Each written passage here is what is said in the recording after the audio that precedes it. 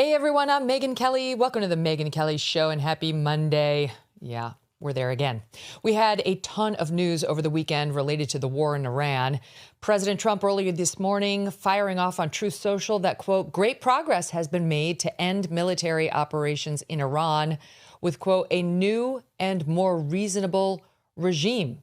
Sounds pretty optimistic, but the president ended his post by declaring that if a deal is not reached and the Strait of Hormuz is not immediately opened, quote, we will conclude our lovely stay in Iran by blowing up and completely obliterating all of their electric generating plants, oil wells, and Karg Island, and possibly all desalinization plants, which we have purposefully not yet touched.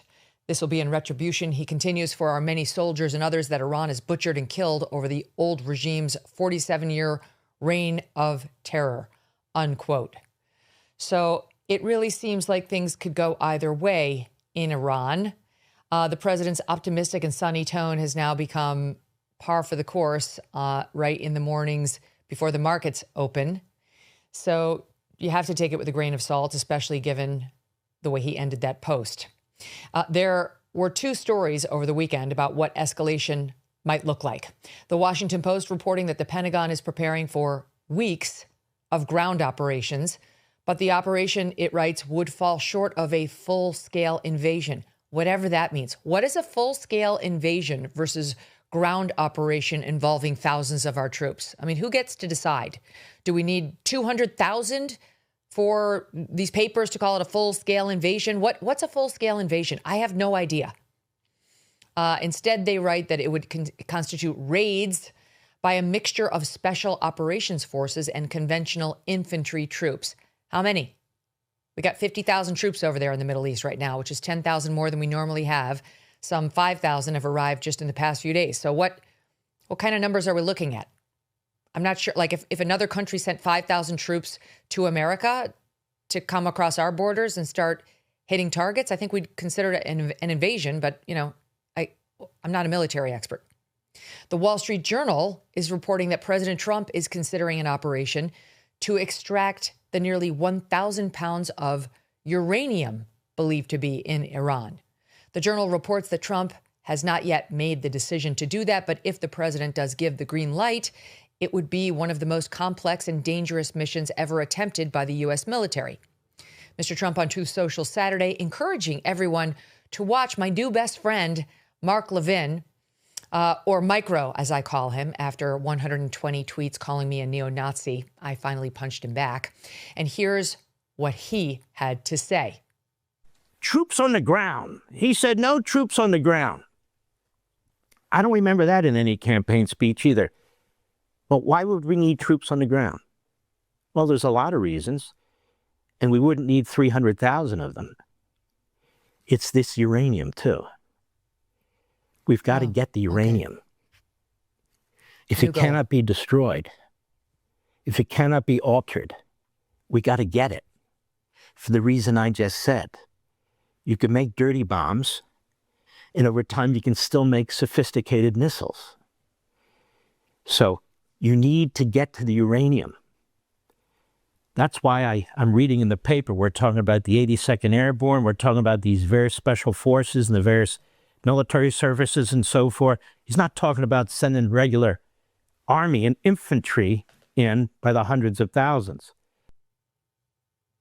Okay, so if it's not hundreds of thousands, then it kind of doesn't count. And now we need to get the uranium. It's a new goal. We're 4 weeks into this war.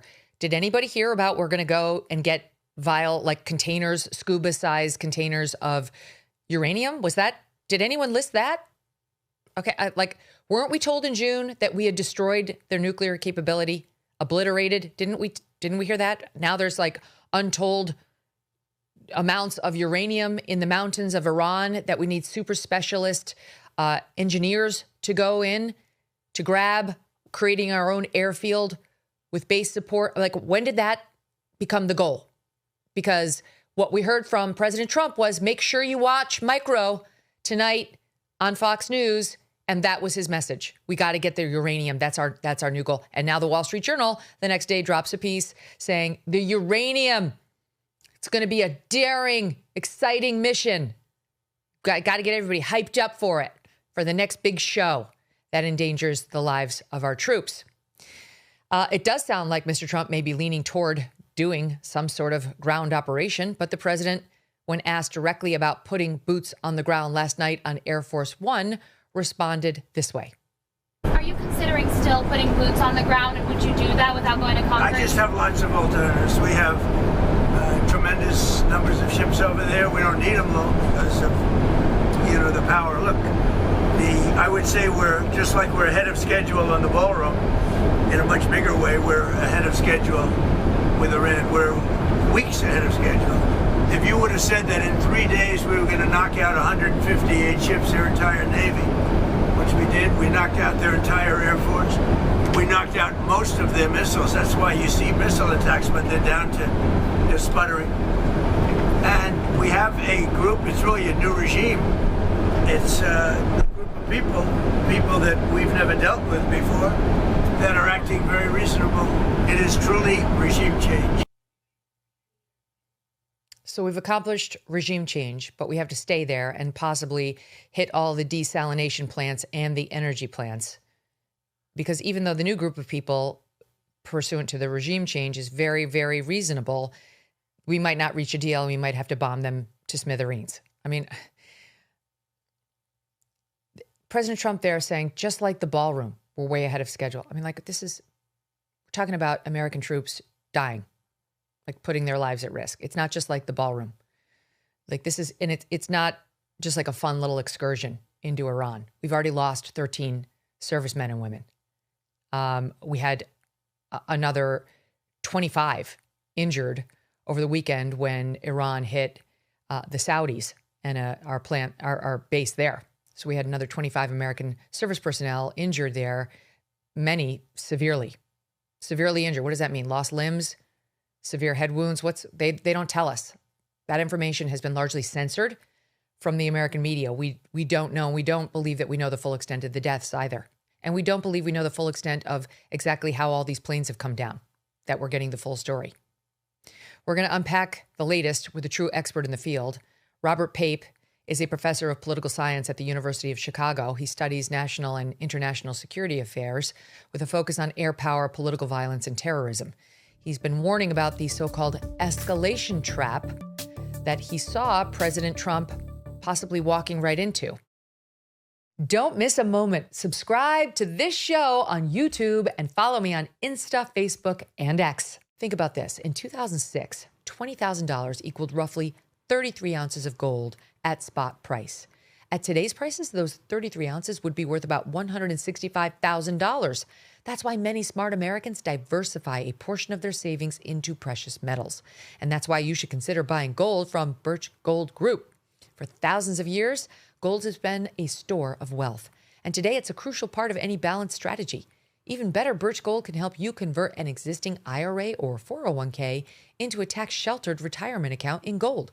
Just text MK to the number 989898 to receive your free info kit on gold. There's no obligation, just useful information. With an A+ rating with the Better Business Bureau and tens of thousands of happy customers, let Birch Gold help you diversify with gold. Now that's peace of mind. Again, text MK to 989898 today. Professor Pape, thank you for joining us.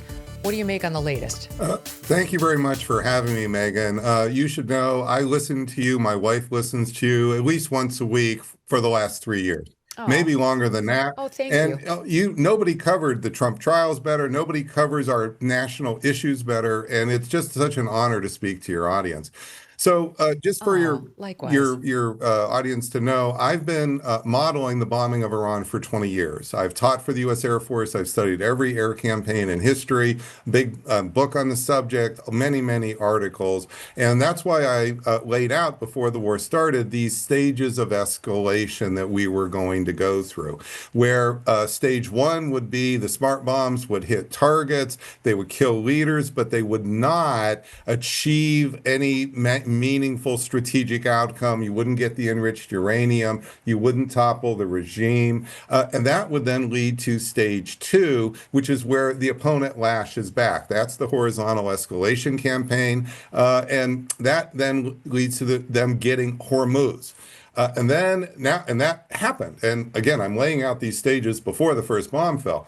Now we're at stage 3, which is the ground operations are nearing. This is truly the red line, Megyn. This is the point where things will start to become truly irreversible. As much as we've been in a trap now, sucking us into this quagmire deeper and deeper, if we cross into stage 3, even with limited operations on one of the islands or at the beaches here, this is going to lead to probably months of attrition war, which I'm glad to explain. Now, the rhetoric from President Trump here, he is showing me that we are moving to stage 3. This is what this means. He is promising only one more blow. We're going to knock him out now. We've already got him on the ropes here. And this is the best public relations president in my lifetime. I think better than Ronald Reagan. I think better than Barack Obama. Nobody understands the media better here, as you covered so much on your show here. And so when I hear what he's talking about, seems like both sides of his mouth. No, not really. He's preparing the public, and his 36 to 38% of the public who supports this war, get ready to double down. Because that makes sense, because the optimistic part of the message, I think, is speaking to the markets. Trump's been trying to manipulate the markets since the beginning of this, and it's no accident. It comes before the markets open, and then you get, it's like, okay, we're almost there. They're very reasonable. We have regime change now because we're down to our 3rd level after having killed the first 2, and no specifics about how they're being more reasonable or how progress is being made. And of course, then you always get the Iranian denial saying we don't know what he's talking about. And then the end of that message was basically threatening World War III against the Iranians. I mean, if we actually did hit all of their energy plants and all of the desalination plants, or desalination, depending on your how old you are, basically, is how you refer to that. That's World War III. If Iran then did that throughout the Arab countries in the Gulf, we'd have mass starvation. We'd have mass immigration out of those countries and into Europe. I mean, it would completely change the face of the earth. So like, just in a casual True Social, he's gone from new regime, we accomplished it, and we're having great talks, to we are officially going to start World War III. So let me try to help here because I can certainly understand that. Keep in mind, for 30 years, I've taught the best pilots in the Air Force. I teach the best students at the University of Chicago. I go and give talks to the public. So I really think I have a sense of where some of the confusion is coming from. If you just listen to our leaders' rhetoric, which I know seems to make sense, there's no surprise you will be confused. But there are some very clear indicators, as I've been trying to explain to folks, which is follow the deployments. The deployments are real costs. It costs $1 billion a day, this war. Those deployments here, the Marines, they're really moving. The 82nd Airborne is really moving. Pentagon's talking about another 10,000 coming on top of this. This is real cost, real people moving forward. Now, with Venezuela, for example, this real movement of the Armada near Venezuela started in the fall. It's not just hitting a few boats, but started to move vast numbers of ships, especially in December and then around Christmas, when people weren't paying much attention. And notice that led to actual action. In February, you saw similar movement here with the Air Armada essentially coming, and that then led to the air campaign, not just simply one day of strikes. So what I believe is follow the deployments, and unless President Trump says, Marines, turn around in the water, take your ships, go back to Japan, go back to Camp Pendleton in California, we need to understand phase 3 is coming and nearing day by day by day. What is phase 3? I mean, is it now? Because I thought it was going to be, we're going to take back the Strait of Hormuz. And then maybe we'll take Karg Island and use that as a bargaining chip to make them do what we want in the Strait of Hormuz, which is open it. And now we got to get the uranium that's sitting in scuba-like tanks deep in the mountains of Iran, where we have to make this airfield, according to the Wall Street Journal, and send in engineers as well as all these other troops who you just mentioned to protect them in a highly risky mission. So do you know what the next phase looks like based on what you've heard? I have a pretty good understanding of where we're heading. Again, modeled this for 20 years, taught for the Air Force as we're going through all this and so forth. So it's important. Let's just step back 1 second and see. A month ago, Iran had the enriched uranium, and we were panicking because we didn't know where it was going. And we have I have satellite photographs of where this is dispersing, or at least probably that's dispersing, and that's civilian satellites. They must have much more. So this is probably, Megyn, what's underneath a lot of this, and they're being confusing about. But something happened in the last month, which is Iran went from controlling 4% of the world's oil to 20% of the world's oil. That means over the course of a year, they will make somewhere around $50 to $75 billion, money going in Chinese banks, unless we're going to bomb China, not getting that money out. They are becoming the dreaded oil hegemon in the Middle East. They control more oil than America. We're at 16% global production. They're controlling 20%. And this means geopolitical power over time. So you let this ride. And just to be clear, because they control the Strait of Hormuz now. Yes, it's all about that little artery here. It's like the artery in our throat that controls so much of our lives. That small artery controls 20% of the world's oil, and this is going to change the balance of power in the Middle East. Over a period of several years, Iran will become more powerful than Israel. Doesn't seem that way now, but just play this out here. And Iran will start to then ally with Russia even more. Russia has 11% of the world's oil. So imagine if Russia and Iran together decide they're taking 33% of the world's oil off the market and they're going to give it to one country, China, and nobody else gets it. Think about the power they will wield. This is what's really, again, this was a trap, as I'm saying. We like to believe we have all this choice as America. We can pull ourselves back at any time. What I have been warning, it's really the bombing of Fordow back in June. This was my foreign affairs article. I was warning this would suck us down this road. This is the beginning of a trap, and at each stage, it gets harder to get out of. And once we cross into the next phase of ground operations, oh my goodness gracious, Megyn. And you've seen already how we reacted when we lost 13 dead in the extraction from Afghanistan and all that motion that was brought out. Imagine you have 100 dead paratroopers coming into Karg or 100 dead Marines going on the beach. That 36% is going to be extremely committed more than ever, because that 36% that supports the war, they're going to think in their minds, they're dying for me. I wanted this, and they don't want to abandon them. This is my lane, Megyn. I don't just study how to put bomb on target. When I am advising every West Wing of the White House from 2001 to 24, it's about the mix of how military action affects politics in the target and affects politics at home. And when if we cross that red line, even though it'll seem very, very relatively small numbers will die, oh, no. This will create an enormous stickiness, and I don't think we will be able to extract ourselves for many weeks, probably months. Once those ground operations start, they will almost surely expand. So you don't believe it would stay limited to the 2,500 to 5,000 troops we've sent over in the past few days? Let me just give you an amount. So let's take the 82nd Airborne. And let's say you're going to take the 1,000 troops and they're going to take an airport. That's what they can take, an airport. And when they land, they're going to run out of water, food, and ammo in less than a week. So they've lost 100 to take the airport. Are we just going to walk and say, well, good luck with this, see what you can do with those 20,000 Iranians on Karg Island? See, the Iranians, they may even decide to wait and let them just land at the airport, surround them, and then they're stuck. What is going to happen? They will, I'm sorry to put so bluntly, Megyn, in a week or two, those troops either going to surrender or die. And the problem is we can't just, we're probably already planning.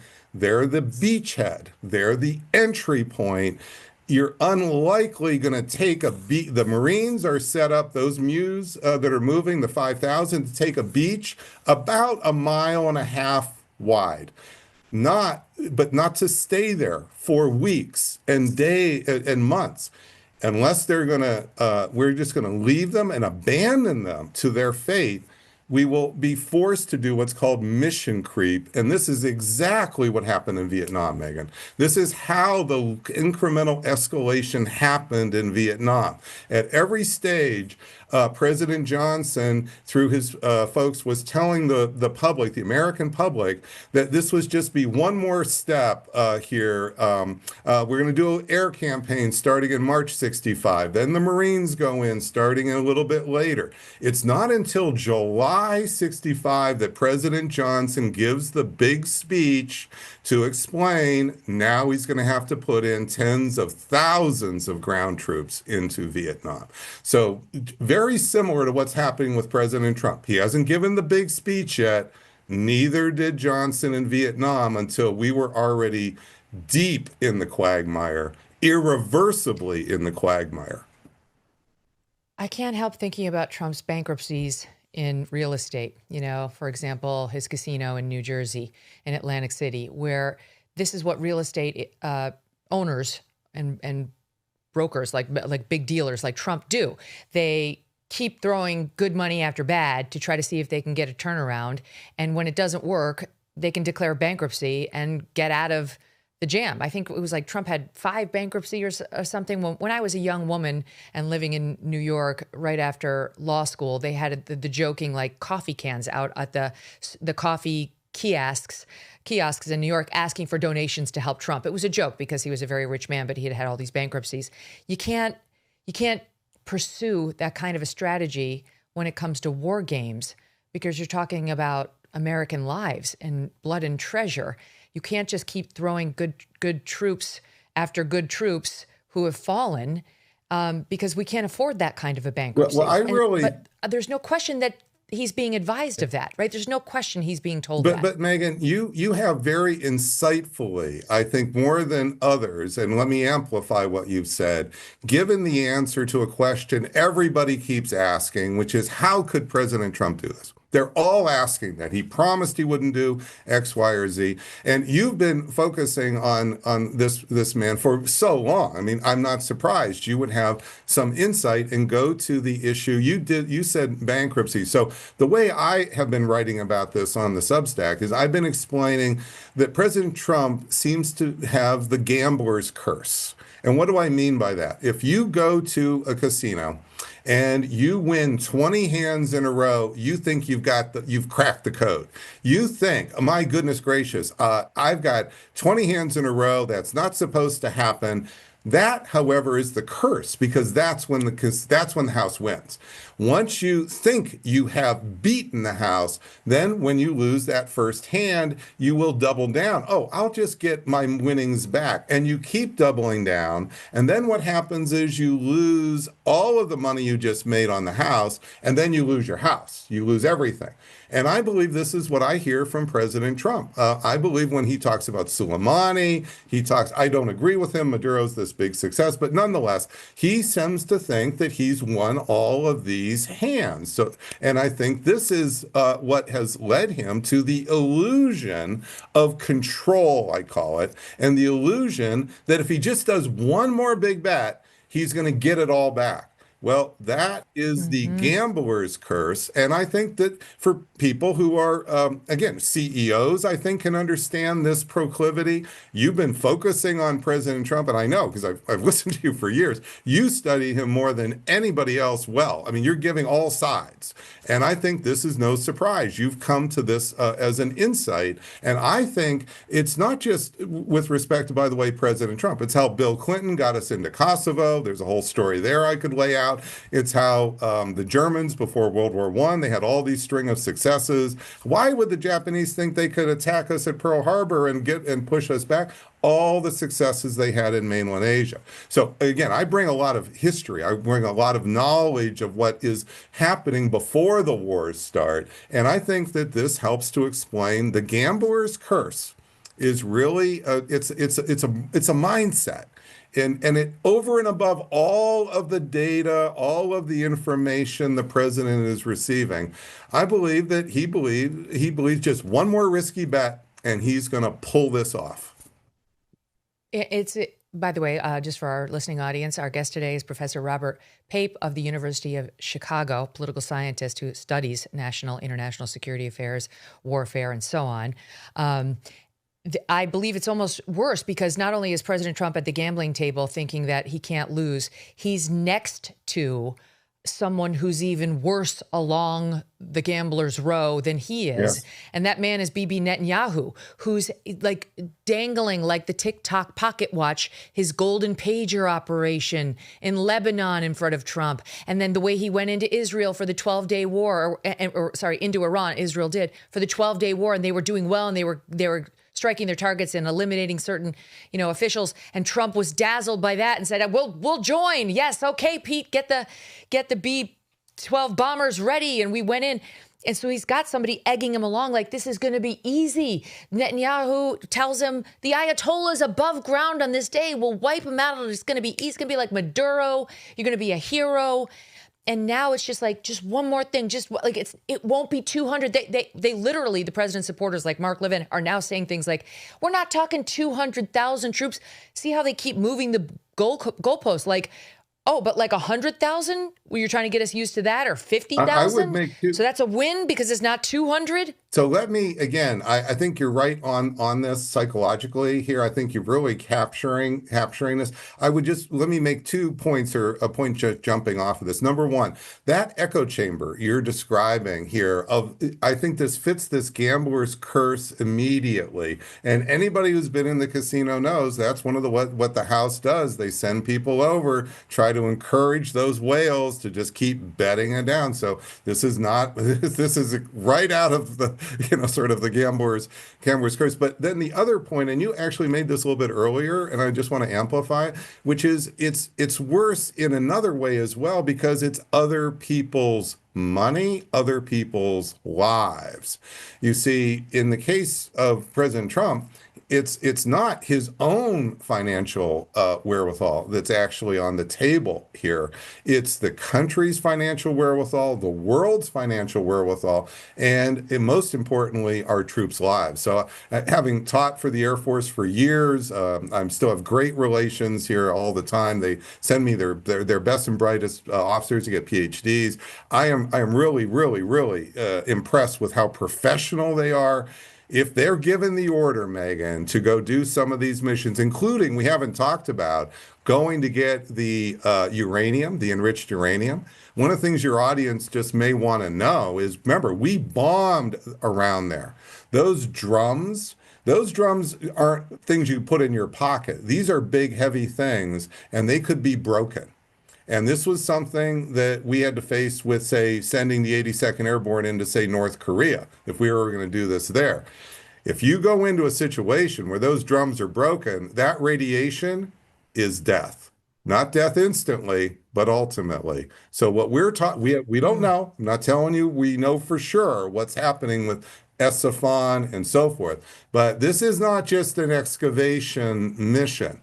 You're talking about sending people in, and the more they dig, they will then unearth whether or not it's radioactive. By then, it's too late. And you say, well, they'll just have radioactive protective gear.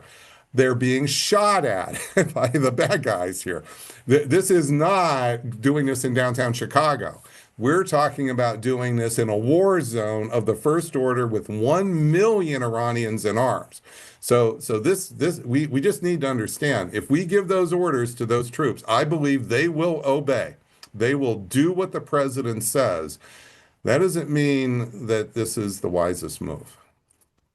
No, and to me, it's galling because we just had signups reach beyond the bare minimum expectations, thanks to President Trump winning, thanks to Pete Hegseth taking over at the Department of War. And the message to the troops was, number one, no more woke in the military. They love that. But number two, no more stupid, pointless Middle East wars. We're not going to put your lives on the line for a foreign country or to pursue yet another quagmire in the Middle East. And so all these young guys and gals went and signed up, believing that, these 18-year-olds. And now some of them are being asked to go over there and serve for what? I mean, truly, you tell me, what is the United States getting out of this? This is really the back to the Vietnam analogy here, which is so disheartening for me to see, because this is what was so disillusioning for our troops. Our troops, they come back from this and society is not happy here. And all they can do is take it out on the troops, right? Maybe because they never see the president. They can't take it out on the political class. They take it out on the troops when this happens. This is, but then the troops themselves, this is what leads to all of those problems we had, the great drug use we had in Vietnam. The disillusionment you are describing, Megyn, is not because the troops come in as bad apples. We have the finest. I've seen it up close and personal for years. This is the best of our country. And what's going to happen here is they're going to go through this and the amount of disillusionment. And then also you talked about simply the force size.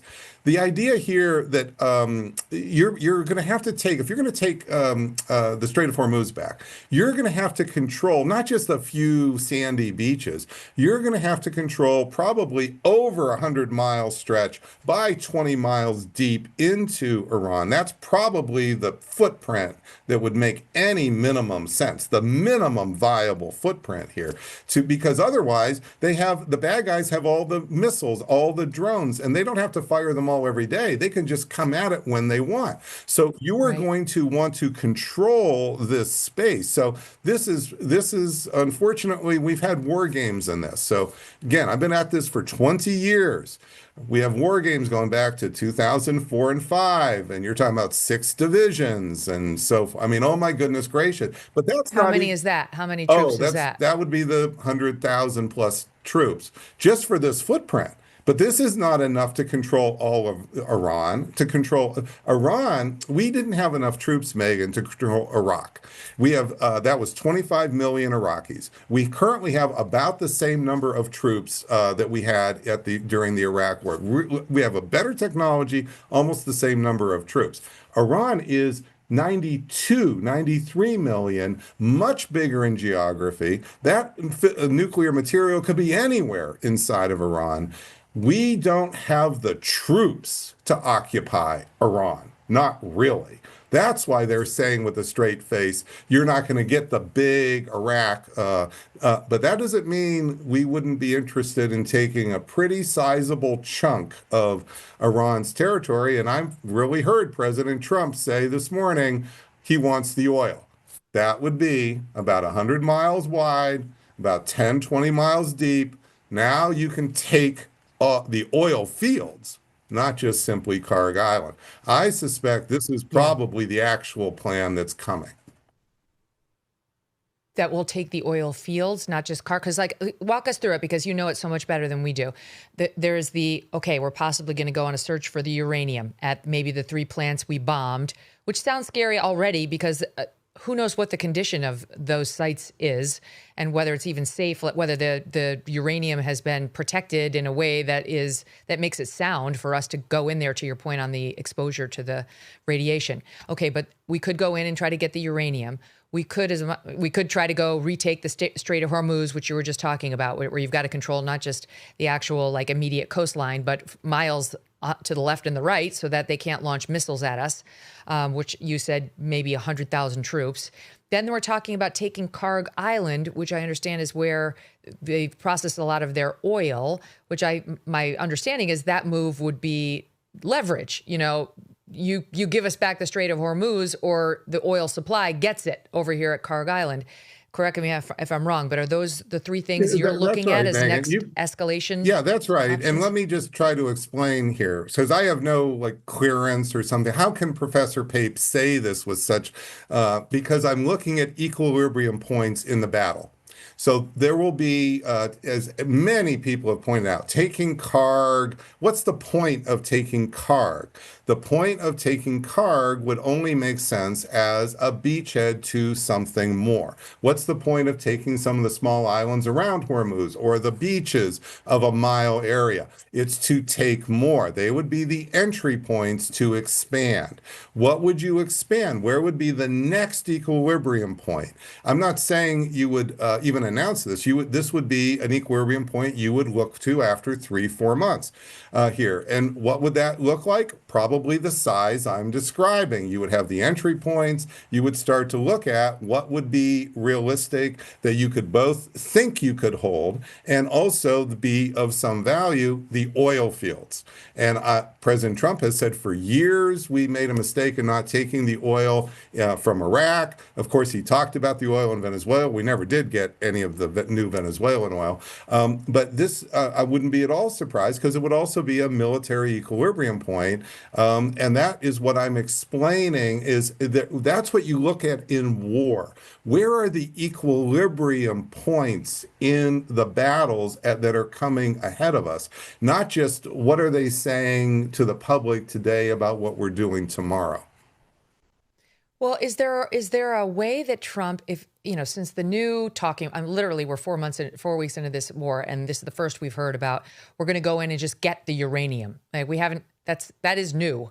It changed from, oh no, it's about the missiles. We got to get rid of those missiles. Okay, Iran can't have a nuclear weapon. That was stated broadly. We got to do regime change because the Ayatollah's bad. It just keeps moving. But now today, thanks to Mark Levin, we're talking about uranium. He magically comes up with this idea the same day the president tells us to watch his show. And then coincidentally, the Wall Street Journal drops a big piece on how that's a new possibility. Can we us. just talk about that one piece, Megyn, before we go on to something else, because that's my question. Can we? Is that possible? We just get in, get the uranium, and get out, and declare it a win? No, it's not possible we do that. But I'd like to and I'll explain why not possible. But I also want to just build on something else. I understand that Mark Levin just is now speaking about this, but a month ago in my first live briefing on the Substack, I explained what was the thing sucking us here. It was that enriched uranium. Whether President Trump was talking about this publicly or not, that's again, not following the actual signal that's occurring here. When we bombed Fordo, we destroyed the industrial part of the enrichment. We did not get the nuclear material, the enriched uranium. In my modeling of the bombing of Fordo for 20 years, that would always be stage one, and that would lead to a bombing campaign a whole year later for regime change. Wow. Why would that happen? Because we would panic what would happen with that enriched uranium. You're right. Netanyahu's probably whispering in Trump's ear, or louder than that, they're doing bad things with that enriched uranium. We have some civilian satellite photography of Iranians moving some of what appears to be that enriched uranium in the meantime. It's not just Mark Levin. I just want to point out, this is what I think has really been driving the regime change bombing. And now the regime change bombing hasn't produced any real meaningful results. It's made the matter worse.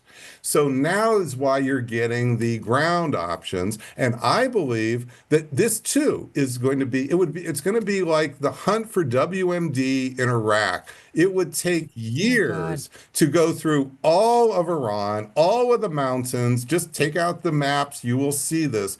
And this is going to be, that's why just going to Estefan, even for a month, and possibly that's one of the 3 sites. Yes, one of the 3 sites. Oh my goodness gracious, what you're up against, because literally even just 20 pounds of that enriched uranium can be put in a radiological bomb, blown up in Tel Aviv, and suddenly you have a mass exodus from Tel Aviv. That's how dangerous the situation is.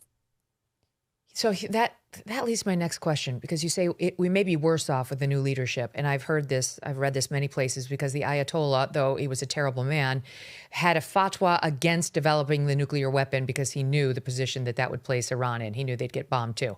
And now they say the fatwa has been lifted.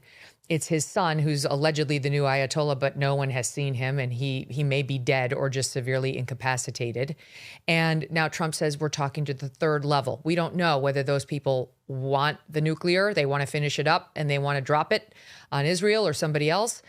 But a lot of smart people I've been reading, Professor, have been saying one of the reasons we're in this impossible situation right now is because if we don't get the uranium, let's say Trump just says, you know what, we reopened the Strait of Hormuz, we've cut a deal with the third in line, and we're out. That the fear is Israel's actually in more danger now, because now the fatwa has been lifted. They still have the uranium. Now they're angry. Now their Ayatollah's been killed during Ramadan. A lot of top officials have been. Their sites have been bombed. Their military has been decimated. Now Israel's going to perceive itself as in even more danger, and Israel may be the first to launch a nuke on Iran. Now, more reasonably fearing its own nuclear annihilation. So that the fear is that the United States cannot leave because Israel would feel more exposed than ever. And there may be a reason now we have to stay to prevent that. How do you like that? So let me just talk right about the Israeli tac nuke thing, because that's coming up quite a bit, Megyn, and then we can talk about some of the other pieces. So if Israel uses nuclear weapon, my job is not to look at this morally, it's to look at this strategically. If Israel were to use those tactical nuclear weapons in Iran, the radiation is going to blow back over the GCC. That's going to be over Saudi Arabia. That's going to be over Qatar. That's going to be over the UAE, and probably quite a distance more. This will be Chernobyl times 100. This will be the actual radiation clouds that really are troublesome and kill. And this is why I think that it's highly unlikely that Israel is going to do this. Because if Israel were to do this, and again, my job is to actually think about these difficult scenarios, then Israel now is 7 million Jews surrounded by 500 million Muslims. And I understand Israel thinks that all 500 don't like them and hate them. This is what could turn hundreds of millions into willing to die to get rid of Israel. Right now, that's not the case. You've got, 20,000 Hamas fighters willing to die up against Israel, maybe another 20,000 Hezbollah. So this is, as bad as everybody says, no, this can get a lot worse for Israel. And if Israel were to use those nuclear weapons here, just think about the amount of damage that's going to do to Muslims.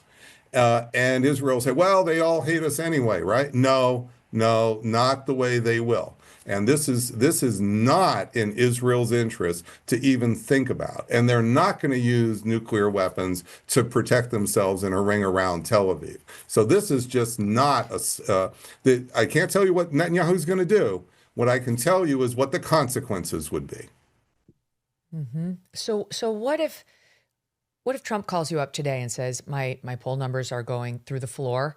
My approval rating is now the lowest it's ever been. I've lost massive support, double-digit support from men, young people, Hispanics, all the people who put me into office, and I need to turn this around. I got to get out of Iran. It's going on too long. This other gambler next to me wants to stay at the table all night. How do I do it? How do I extricate us from this ASAP? I will say three things to President Trump right now. Number one, stop putting sucker deals on the table. You're not going to sucker them again. They've been suckered now for a long period of time. They're not taking the sucker bites. It's not going to happen.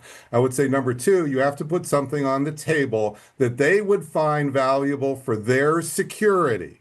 They're not going to just give up 20% of the world's oil because you've bluffed them in some way. Number three, what would be meaningful at this point would be an enforceable military containment of Israel. It's not just, you have to remember, it's not just Trump who's attacking Iran. Israel may be doing the most to push the attacks on Iran. So unless you have a military containment of Israel, we're not nothing to talk about. That's why these talks are going nowhere. What would be an enforceable ban? This would be, and this will be the big problem politically, is he's probably going to have to cut off aid to Israel, military and economic, for, say, a year, the rest of his presidency, if Israel breaks the deal. If Israel breaks the deal, President Trump is going to have to enforce that. And Iran, if I were Iran and playing their hand, I would demand that go through a vote of Congress. I'm not going to just trust anybody here. I mean, just think about it. So this is the horns of the dilemma President Trump is in. I was giving different advice back on days 2, 3 afterwards. There was a little bit better. That's before Iran grabbed the Strait of Hormuz right out from under our nose. Then it was an easier deal. Here, the deal is much harder. And now you can see, Megyn, why President Trump is really on the horns of a dilemma, and the political problems here, he is now sitting right at the cusp of where Lyndon Johnson sat exactly at this point, almost April 1st, 1968. And his presidency, President Trump's presidency, will be irreversibly impacted by his decisions going forward. I would advise still going with the military containment of Israel option. That way he would have a chance to recover his presidency. If he goes forward with the ground operation, I believe his presidency will be lost in an unrecoverable way. Oh, Vietnam War, 8 years, sent 543,000 troops. That was the maximum troop level. 58,000 U.S. troops were killed. 153,000 were wounded. That is not what anybody wants. Nope. And that's not what we wanted in Vietnam either. We did Nobody, not think President Vietnam. Johnson did not go into that war in 64, did not start the bombing campaign saying he's going to kill 58,000 dead Americans. He did not go into that war thinking he was sinking his presidency and becoming the worst president, even worse than Jimmy Carter, is Lyndon Johnson. And this is the reason. This is what I would say to President Trump. And I really believe the best option here is military containment of Israel in an enforceable way. Great to speak with you, Professor. Thank you so much for your time and expertise today. Thank you. It's really quite an honor to speak with you, and of course, your important audience. So thank you so much, Megyn, for this. Oh. And love to your wife too. I'll tell her. She'll hear it. Wow, that was very sobering, guys. It's, it's funny because some people online who are very, very pro this war will say, oh, you're no longer a Trump supporter because your question. No, it's exactly the opposite. It's because I do support President Trump and his actual agenda that I want this to stop. I want him to focus on what he ran on. I want him to continue the incredibly important work he's begun, like the deportations. Another young girl was just killed by another illegal in Illinois after Sheridan Gorman's death last week. I mean, it's like not a day goes by without another American being killed by an illegal that was let in under Joe Biden. President Trump has yeoman's work to do in getting them out. That should be number one.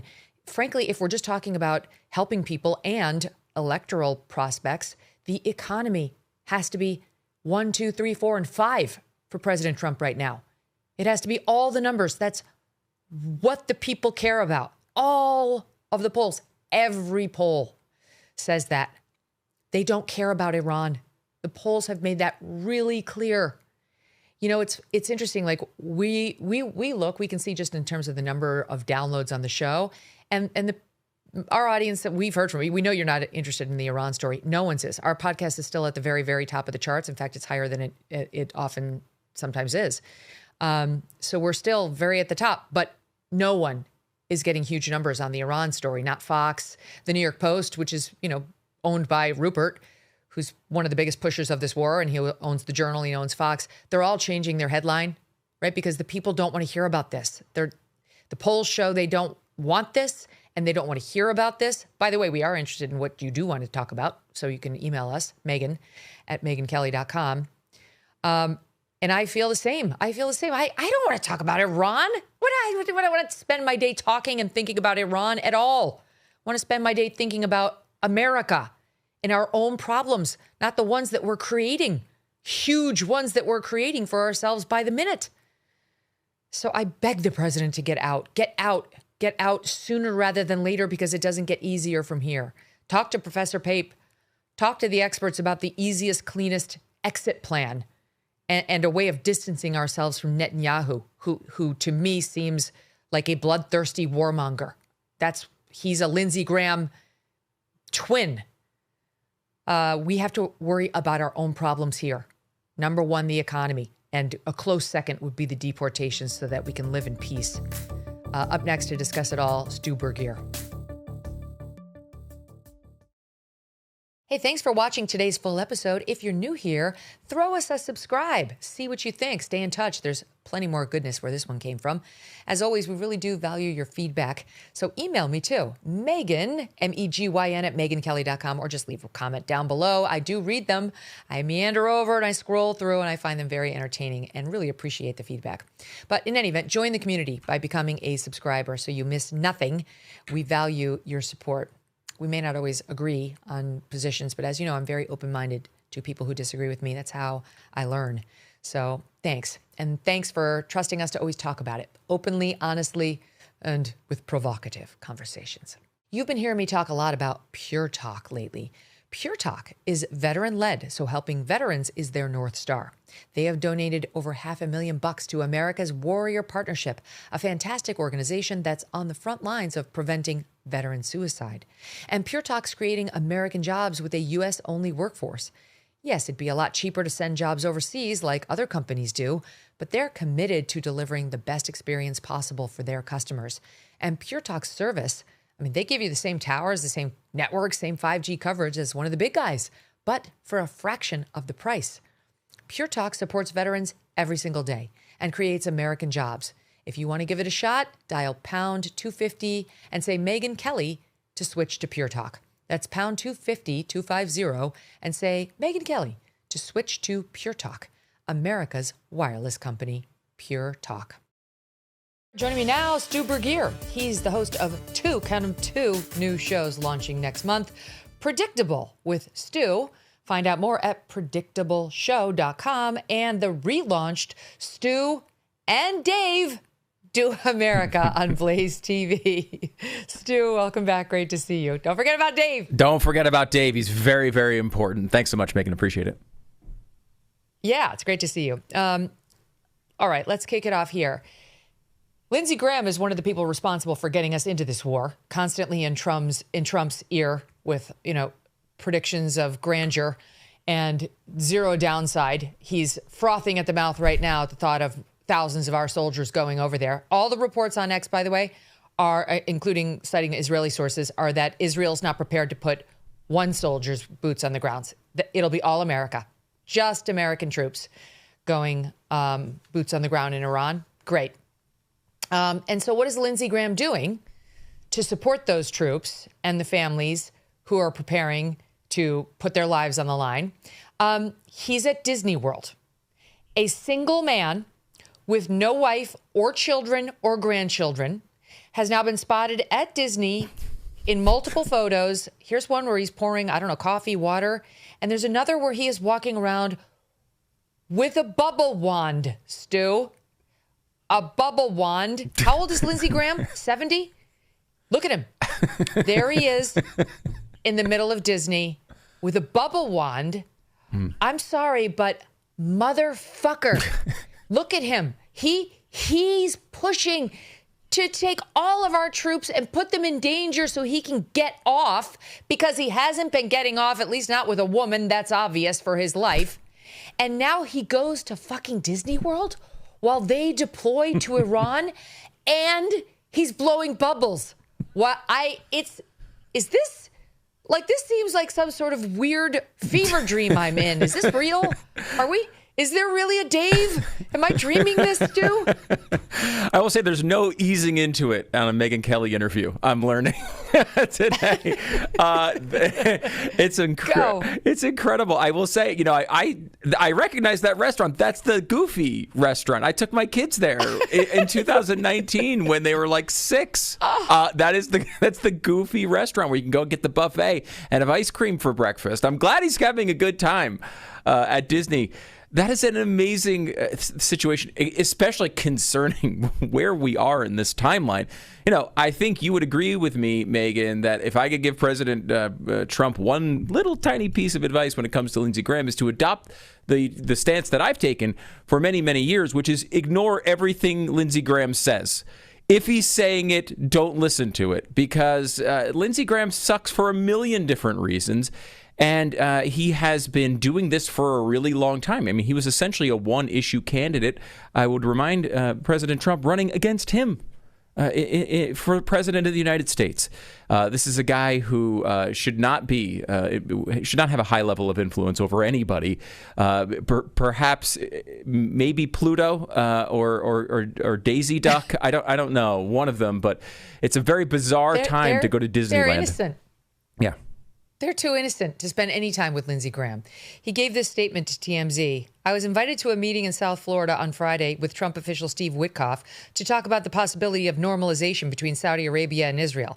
I went to Orlando to meet friends after.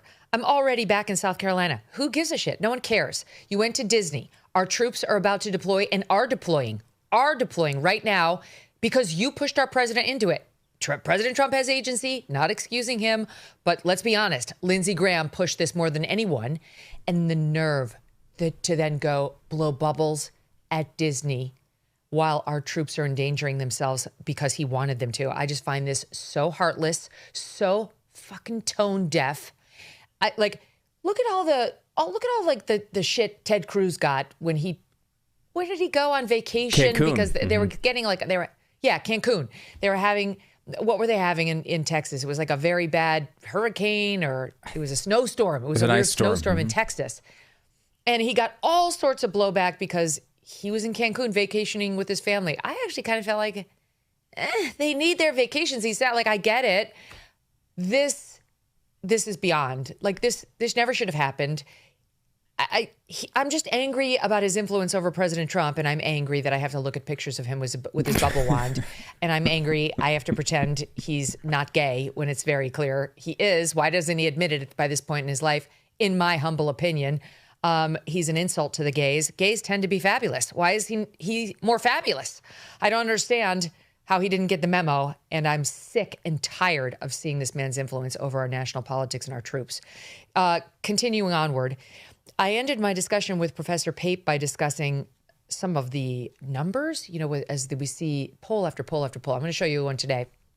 But it goes Fox News poll, Quinnipiac, Reuters poll, all of them are right in line with this. Okay, so it's not a one-off. This is a trend. Today's is from the National University of Massachusetts Amherst poll, 1,000 U.S. adults. And it gives President Trump the lowest approval rating of his second term, 33% overall. Disapprove, 62%. At the RCP, Real Clear Politics list of polls, no poll has had Trump at 33% since one in 2017, Quinnipiac back then. So this says he's at 33% according to this poll. In April of last year, he was at 44% in this poll. Inflation, 24% approve, 71% disapprove. Jobs, 30% approve, 61% disapprove. Immigration, 35% approve, 60% disapprove. Tariffs, 28% approve, 64% disapprove. The Trump handling of Iran, the war with Iran, 29% approve, 63% disapprove. So we've got a 29% approval rating on launching the war and on how he's handling it. And by the way, they re-asked the Reuters question from a week ago, should we send ground troops in? 8% say yes, 67% say hell no. 8% support ground troops, which reportedly we're getting ready to do. Now look, the audience knows I'm not in favor of this war. Fewer and fewer Americans are. The majority's with me. But put that to the side, because you don't need to have any feelings about the Iran war to answer whether this is working out politically for President Trump and Republicans, Stu. It most certainly is not. And you're 100% right in your analysis on that. It doesn't matter what you think about the war. If you want to take a step back from it, you might think, and by the way, this does happen. Sometimes presidents look at polls and see 25 and 20% approval rating, and they feel that the issue is important enough for them to take a stand. We, at times, I think, look for leaders that do unpopular things at unpopular times. So he shouldn't be making his decisions solely based on polls. He should be considering, however, what the ramifications are of this current path if it continues to go this direction. Certainly, if we go into the area of ground troops. The American people don't want it. They don't want anything to do with it. They are already frustrated with the state of affairs right now. And history is aligned against President Trump having success in this midterm. And we've seen this over and over and over again. I think it's 9% of the time House seats are won with a president in this midterm. 9% is what our baseline is, Megyn, going in. We should expect to lose the House almost every single time unless things are going thrillingly well. And that is not what we're looking at. And when you look at those polls, I'm glad you went through that entire kind of breadth and brought the whole color, because it's not just about Iran. I mean, you saw Iran. Iran's in the category of many of the other things that Americans care about when it comes to approval rating, that sort of high 20s area, which is catastrophic, honestly. Now, that's the worst poll you probably will find. A lot of them, though, as you point out, are in the general vicinity of those. And what the craziest and scariest part of it, Megyn, is a lot of the things you highlighted are the legs of the stool that got Donald Trump elected, right? Economy, jobs, the border, immigration, which is, I would look at it as a person who's an immigration hawk when it comes to illegal immigration and say, I think a lot of the things he's done have been good. I think some of the treatment of his policies has been a little unfair, but that doesn't really matter when it comes down to voting time. It matters who's going to actually see this the way that they do. And if we have 28% approval rating of immigration and 30% jobs and 29% Iran, that is when you throw that on top of the history that we're already looking at and a 3-seat majority in the House, I was already expecting bad things in November, and you're starting to look at what is a catastrophic possibility becoming, something that's a little bit more realistic. The folks behind this poll saying exactly what you just said. What's surprising and of likely grave concern to the White House are the dips in support from the very groups that helped Trump take back the presidency in 2024. Among men, working class Americans, and African Americans, Trump's approval ratings have dropped by close to 20 points since April of last year. Similar drops in support are also seen among moderates, down 18 points, and independents, down 13. Another poll shows it far worse with independents. Key constituencies in Trump's victory and in the upcoming midterm election. Now, I want you to know this. We are getting more and more talk about Republicans losing the Senate in November. That was supposed to be out of the question. And the problem is, even if they take a bath on more seats than expected but don't lose control in the Senate, say they lose a couple but maintain a slight majority, or at least they keep it tied. Right now they have 53. If it's tied, J.D. Vance casts the deciding vote, so they're still okay. But there's serious talk about whether they're going to lose outright control of the Senate. The map for Republicans in 28 gets far worse. They have to defend more seats then than they have to defend in these midterms. And truly, now you're edging up the Democrats' margin even higher, right? To the point where, God forbid, they get a 60-vote majority, the Democrats in 28. I mean, that'll be it'll be a landslide victory at the White House, the Senate, the House. Like, we cannot have that. We cannot have. This is not fun to talk about, but there's time. There's time. I mean, here's the other thing I wanted to point out to you, Stu. Just today, as we talk about the cost of this war, it's about $1 billion a day. It hits on Axios that Republicans are considering reductions in federal health spending to help pay for a budget bill containing as much as $200 billion to fund the war in Iran and immigration enforcement. We are going to take from domestic policies like health care to pay for a war in Iran that is costing us $1 billion a day at a time when he has record low approval ratings, and especially on the economy.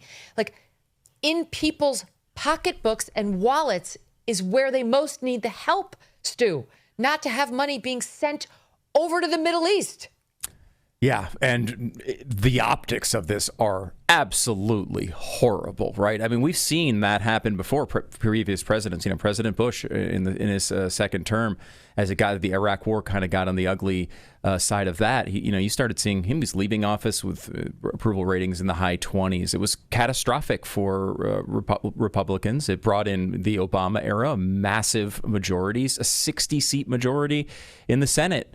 It can get really ugly really fast. Americans do not want this. One of the things they like about Donald Trump is, it seems, his approach to foreign conflict has been relatively limited and particularly limited in scope. He's been involved in things. I think he was maybe unfairly seen as an isolationist completely. I don't think that's ever what he was.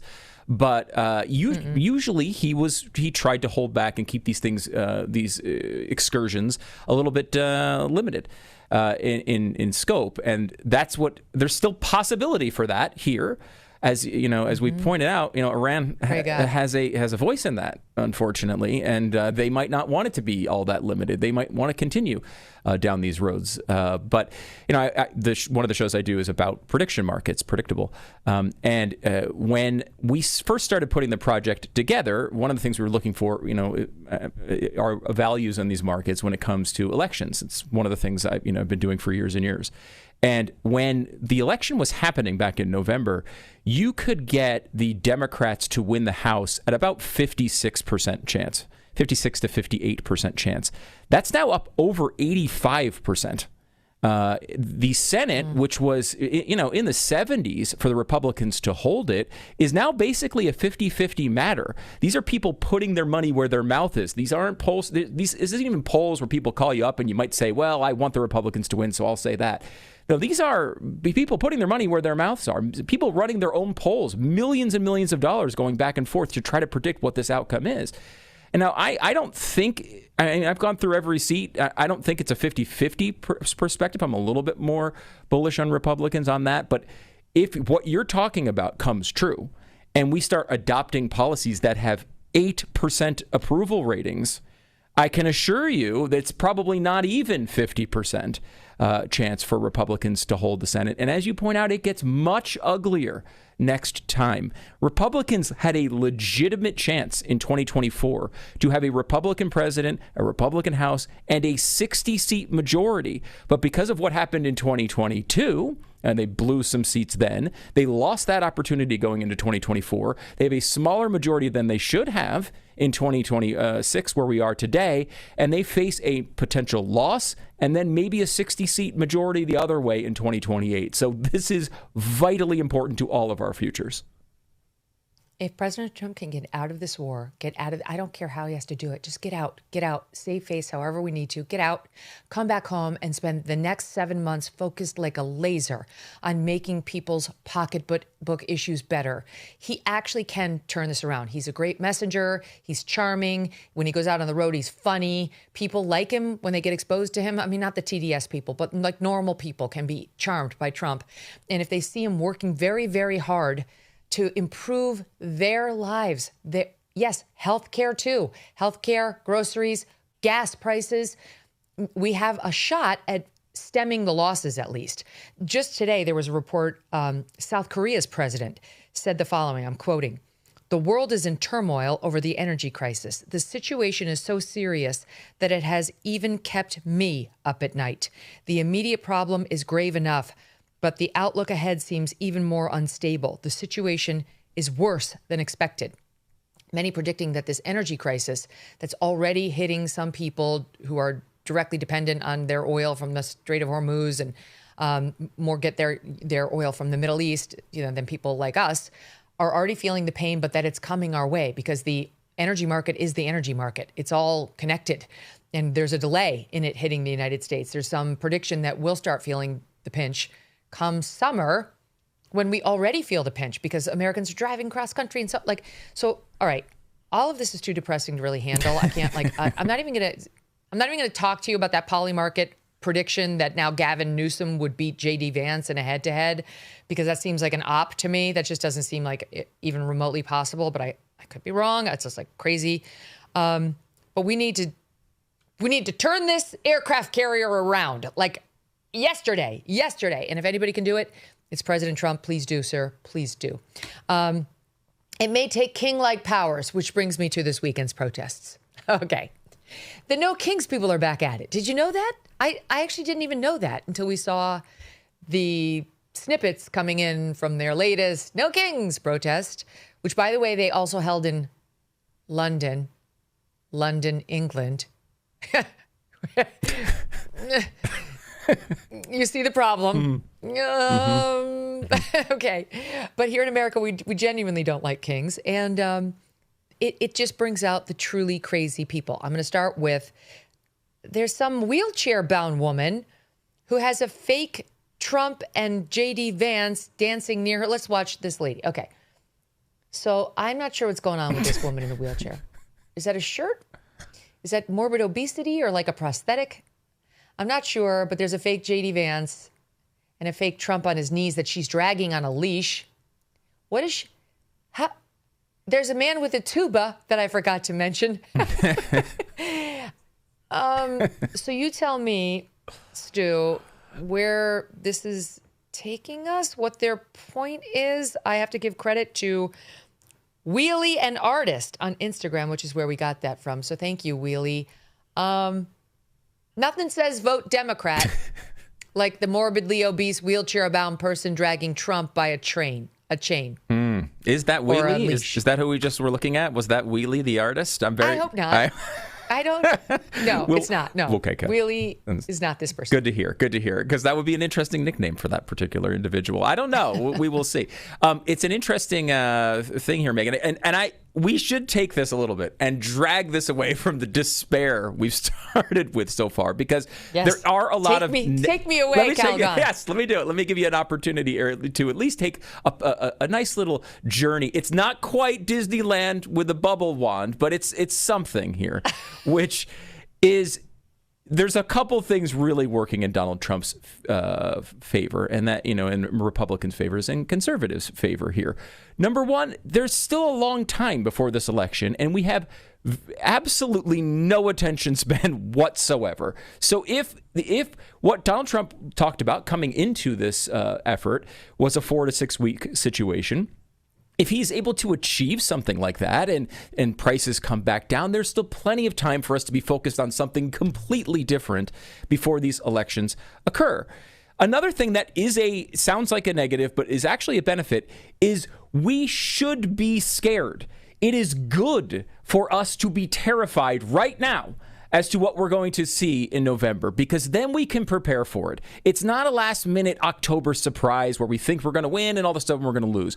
We should be, every single effort that we have, every giant billionaire donor on the conservative side should be thinking about how to place their money and efforts right now, including our own efforts, to get out there and change this. Because if we take it easy this time, if we all kind of sit around and think about, oh, well, everything's going to be fine, Donald Trump pulls these things out in the end or whatever, we're in real trouble. So the fact that we're getting an alert this far out in advance before we're even picking candidates in some of these races is a really good thing, and we can look at that as a positive. And finally, the biggest thing that Donald Trump has going for him is he has the most pathetic enemies politically that is possible. These people. The people you just showed is who we're going against. Yes. And the American people can't stand those people. Every time they're faced with the opportunity between going their way or any other way, they choose the other direction. So if they keep having these kings, so lucky. We are. He is blessed with the most ridiculous enemies possible. And if we can just see them continue to go down this road, the more No Kings rallies, the better. Because if that is the face of what the opposition is, we've got a shot here, a real possibility of we're holding still on. in it. Mm-hmm. We're still in this thing. I want to say this. Joe Kent tweeted this out, and I totally agree with him, saying Tell President Trump, tell your congressional representative and your senators that you don't support American boots on the ground in Iran. Stop him from making that catastrophic mistake. He tweeted out the White House comment line, which is 202-456-1111. 202-456-1111. The congressional switchboard, 202-224-3121. 224-3121. Just tell them we don't support boots on the ground. Please stand up, use your voice against it, and stop that piece of this at least, so that we are not going to be governed by the morbidly obese, wheelchair-bound person dragging Trump along by a chain. It's a no. Or, God forbid, this person here. Get ready. SOT 32. And I will add a special thank you and a special acknowledgement that we will never leave the side of our Somali Minnesotans. Oh, we know. Here's our pledge to you.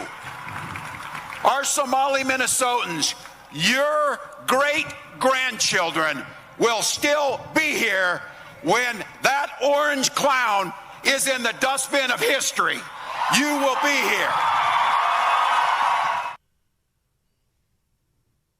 Awesome. Awesome. Don't worry. The Somalis are doing great in Minnesota. So Tim Walz is feeling really good. And by the way, Tim Walz could throw his hat in the ring and be one of the ones vying for that 28 nomination on Team Blue, if we're lucky.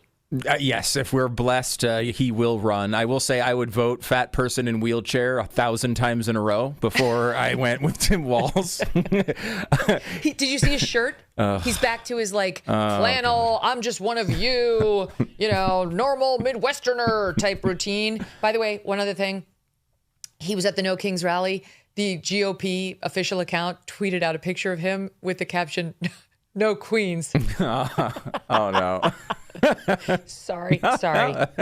Actual gays and lesbians don't mind these jokes. They know they come from a good place, at least from us. No, it's true. And Tim doesn't help himself the way he acts. It's so funny that he was brought into our lives as the focus of, he was redefining manliness, which was, that was what they told us. You have an idea what a man is, and then this guy's redefining it, which isn't the compliment you think it is, frankly. I think that's actually a criticism. I could be wrong on that. Yes. But yeah, he is brought into our lives to redefine manhood. Nobody bought it. Nobody believes this guy. And that was, honestly, he was so bad on the surface. We didn't spend any of the time in the campaign focusing on what a terrible job he was doing as governor of the state. I know, I think it was Jim Garrity wrote about this a decent amount at the time. And I remember wait a minute, this guy's really corrupt. He's let a lot of terrible things happen inside the state. And no one paid attention to it because it was just so easy. It was like, well, it doesn't matter if he's a good governor or not. Look at him. But now that he's no longer running for national office, it's a little bit easier to focus on what he's doing and what he's saying. And the fact that we are still hearing from this guy. I mean, thank God he's dropped out of the re-election push in Minnesota. Thank God for the people in Minnesota.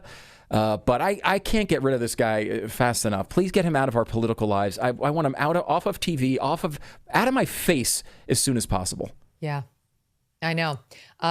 Another person you could put on that list is Jimmy Kimmel. He showed up at a No Kings rally out in California where he ran into my adopted home state's one of the U.S. senators, Chris Murphy. What is Chris Murphy doing at a No Kings protest in California? Get back to Connecticut and do your job. We have our own problems. You shouldn't be out in California marching with the losers out there. We got plenty of losers of our own right here who need your help. All right? But there they are together. Jimmy Kimmel went. He brought his whole family, his dad too. They were holding signs. I mean, it's just like, okay, so he's got his kids at an anti-ICE and No Kings protest. Great. Then, speaking of the rich and famous who want to pretend they're not, here's Bruce Springsteen from Minneapolis on Saturday in SOT 34. Well, this past winter, federal troops brought death and terror to the streets of Minneapolis. Well, they picked the wrong city. The power and the solidarity of the people of Minneapolis and of Minnesota was an inspiration to the entire country. Your strength and your commitment told us that this is still America. And for those who gave their lives, Renee Good, mother of 3, brutally murdered, Alex Preddy, VA nurse, executed by ICE, shot in the back and left to die in the street without even the decency of our lawless government investigating their deaths. Their bravery, their sacrifice, and their names will not be forgotten.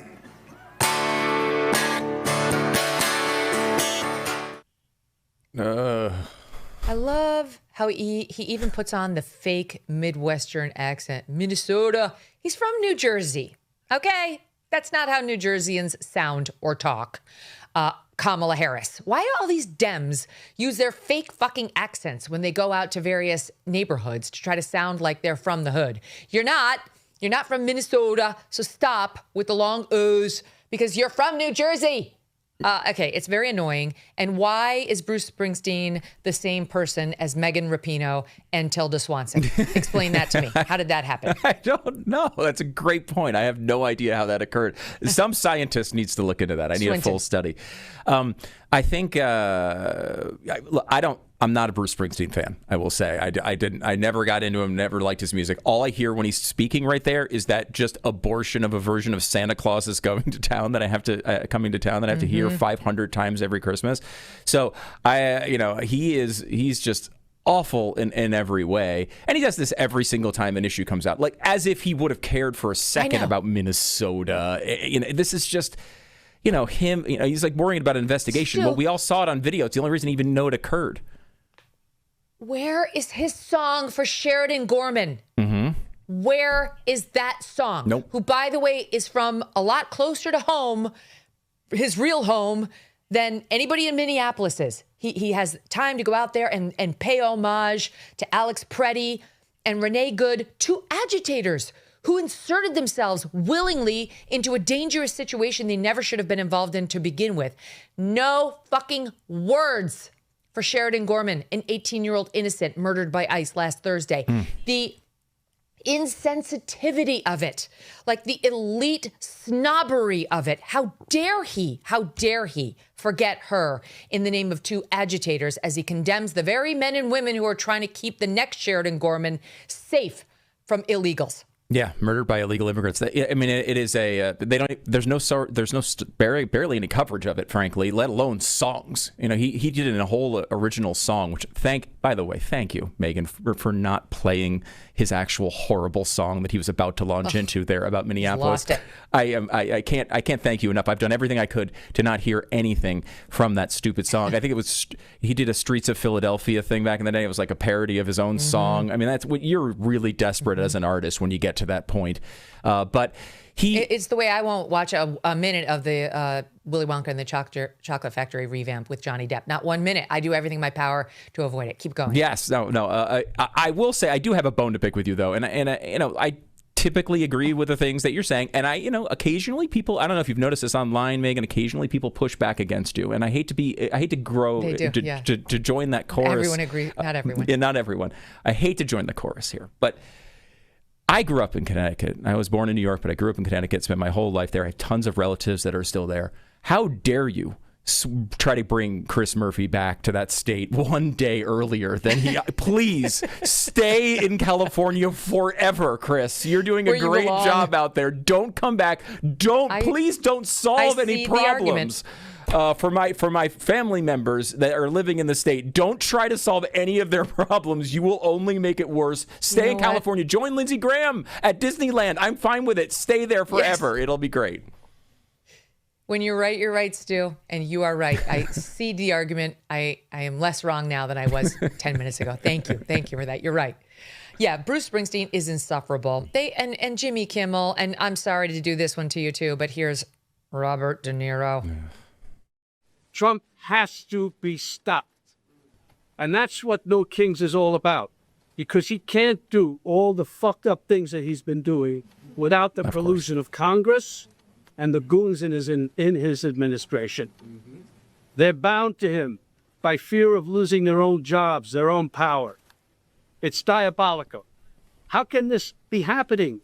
Look at the power of the No Kings National Uprising. Look at the power of the No Kings National Uprising. Afraid of Trump? That's not nice. Please. No, they should be more afraid of us. Yeah, right. Because we still believe in the core American values of justice, equality, decency, and kindness. Because we're going from the streets to the ballot box, and because kindness from this guy. All deserve a country with no kings, no Trump. Okay, Karine Jean-Pierre. He had to read every word of that and still couldn't spit it out. Isn't he like one of our most storied actors? He's able to memorize a few lines, or at least used to be able to. He can't even spit it out. And Stu, Robert De Niro would like to lecture us on kindness. After all the interviews, videos he's put out, I like to punch him in the fucking face. I like a fucking blah, blah, blah, blah, blah. He has become so angry and so nasty because of his TDS and thinks he can get away with this by reading. Truly just by reading, which he couldn't even spit out. It's kind of sad, really. It's really, really sad. And he's been sad for a long time. Remember he did almost the same type of thing right before the election. He came out and did this big press conference, and he was around, all of them. Yeah. 16, 20, 24. Yeah, that's right. He's been in every single one of them. He's dedicated, I suppose. You could say that for him. He's just absolutely terrible. And he threw in that line, too, about, they should be afraid of us. I mean, there's some reason to believe that the donors to these organizations keep trying to assassinate the president. So at some level, I can understand his threat of being afraid. I get why they might be. But I don't see how this, again, helps the left. They've tried this in 16, 20, 24. Go back to every election that I can remember, Megyn. There's always some left-wing celebrity of the day that's going to be the difference between what happens at the election and what the American people actually want. That there's, Taylor Swift's going to come out and endorse someone, we're told. And all these things are always preached to us. At least there might be some influence from someone like Taylor Swift. For someone like Robert De Niro, there's absolutely none. He's pathetic. He comes out every single time and does the same thing, and it never moves the needle. Okay, boomer. That's all I can. I miss the Michael Corleone version of him from Godfather 2. The rent stays like before. He had some benevolence in that role. He had controlled anger when it was proper.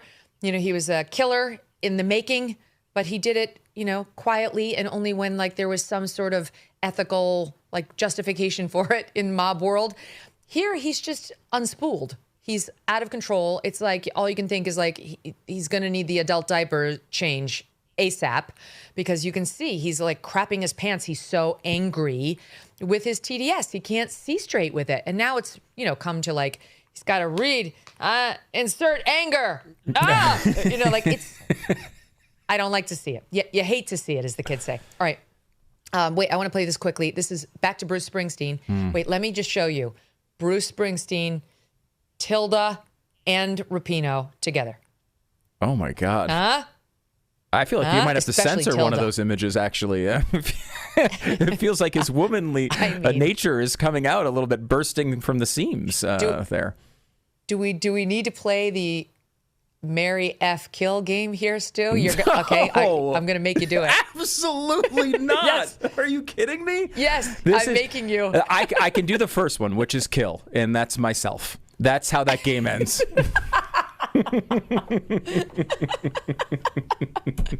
Oh, God. All right, wait, let's play SOT 35. Bruce Springsteen and Jane Fonda. Guess where we are? Guess who's here? No kings. Do it. Do what? Do it. Well, we stop the king that we don't have. It's important to make sure we don't have the king that we don't currently have. Oh, it's just delightful. They make it easy. This is exactly, Megyn, what we were talking about when it comes to this election. All we can do is screw it up. They hand these elections to us every single time by associating with the most annoying people in our society. All we have to do is avoid being completely terrible, and we should win every time. Yet we somehow figure out a way to screw that up quite often. Okay, so that's do it. Do it. That's what Jane Fonda gave as her call to arms. And look who responded. Take a look at these clowns. We believe that we are participating in an act of political theater, not direct action or change. Active clowns. There isn't really anything that's done by this. We are clowns at the circus, led by police, people to lead you and guide you like cows. What are we protesting? What are we rioting? We're not. Nothing is getting done. Yeah. Agreed. I was going to say, I think we might agree with him. Yeah. Is he on our side? He might be. I mean, he might not be, but he might actually, in reality, be on our side and have no awareness of that particular like inadvertently. fact. Mm-hmm. Yeah. All right. Well, we'll keep an eye out for him at the next one because he's the closest thing we got to truth. Quick break. Back on the other side, among other things, we got to talk about Tiger. When you are in a business growth mindset, you know how much the basic stuff matters, like how you talk to customers or clients and keep your team aligned. A more modern setup makes everything run smoother. So I want to tell you about one of our sponsors, Quo, spelled Q-U-O, the modern alternative to running your business communications. Quo works right from an app on your phone or computer and lets you keep your existing number, add new numbers or teammates, and sync your CRM. Your entire team can handle calls and texts from one shared number, so there's no mixed messages or missed. And Quo's AI automatically logs calls, generates summaries, and highlights next steps, so nothing gets lost. It can even qualify leads or respond after hours, ensuring your business stays responsive. Make this the season where no opportunity and no customer slips away. Try Quo for free. Plus, get 20% off your first 6 months when you go to quo.com/MK. That's QUO.com/MK. Quo. No missed calls, no missed connections. We got to talk about Tiger Woods. What a travesty. What's going on with him? It's a pattern as far as I'm concerned. Like if you're a dad, if you wanted to ensure that your kids had problems later, you would abuse them. I mean, that would be the number one way. Abuse your wife. That would be a great way too, in front of them. Or not, just period. Sign them up for modeling or acting and pray they make it big.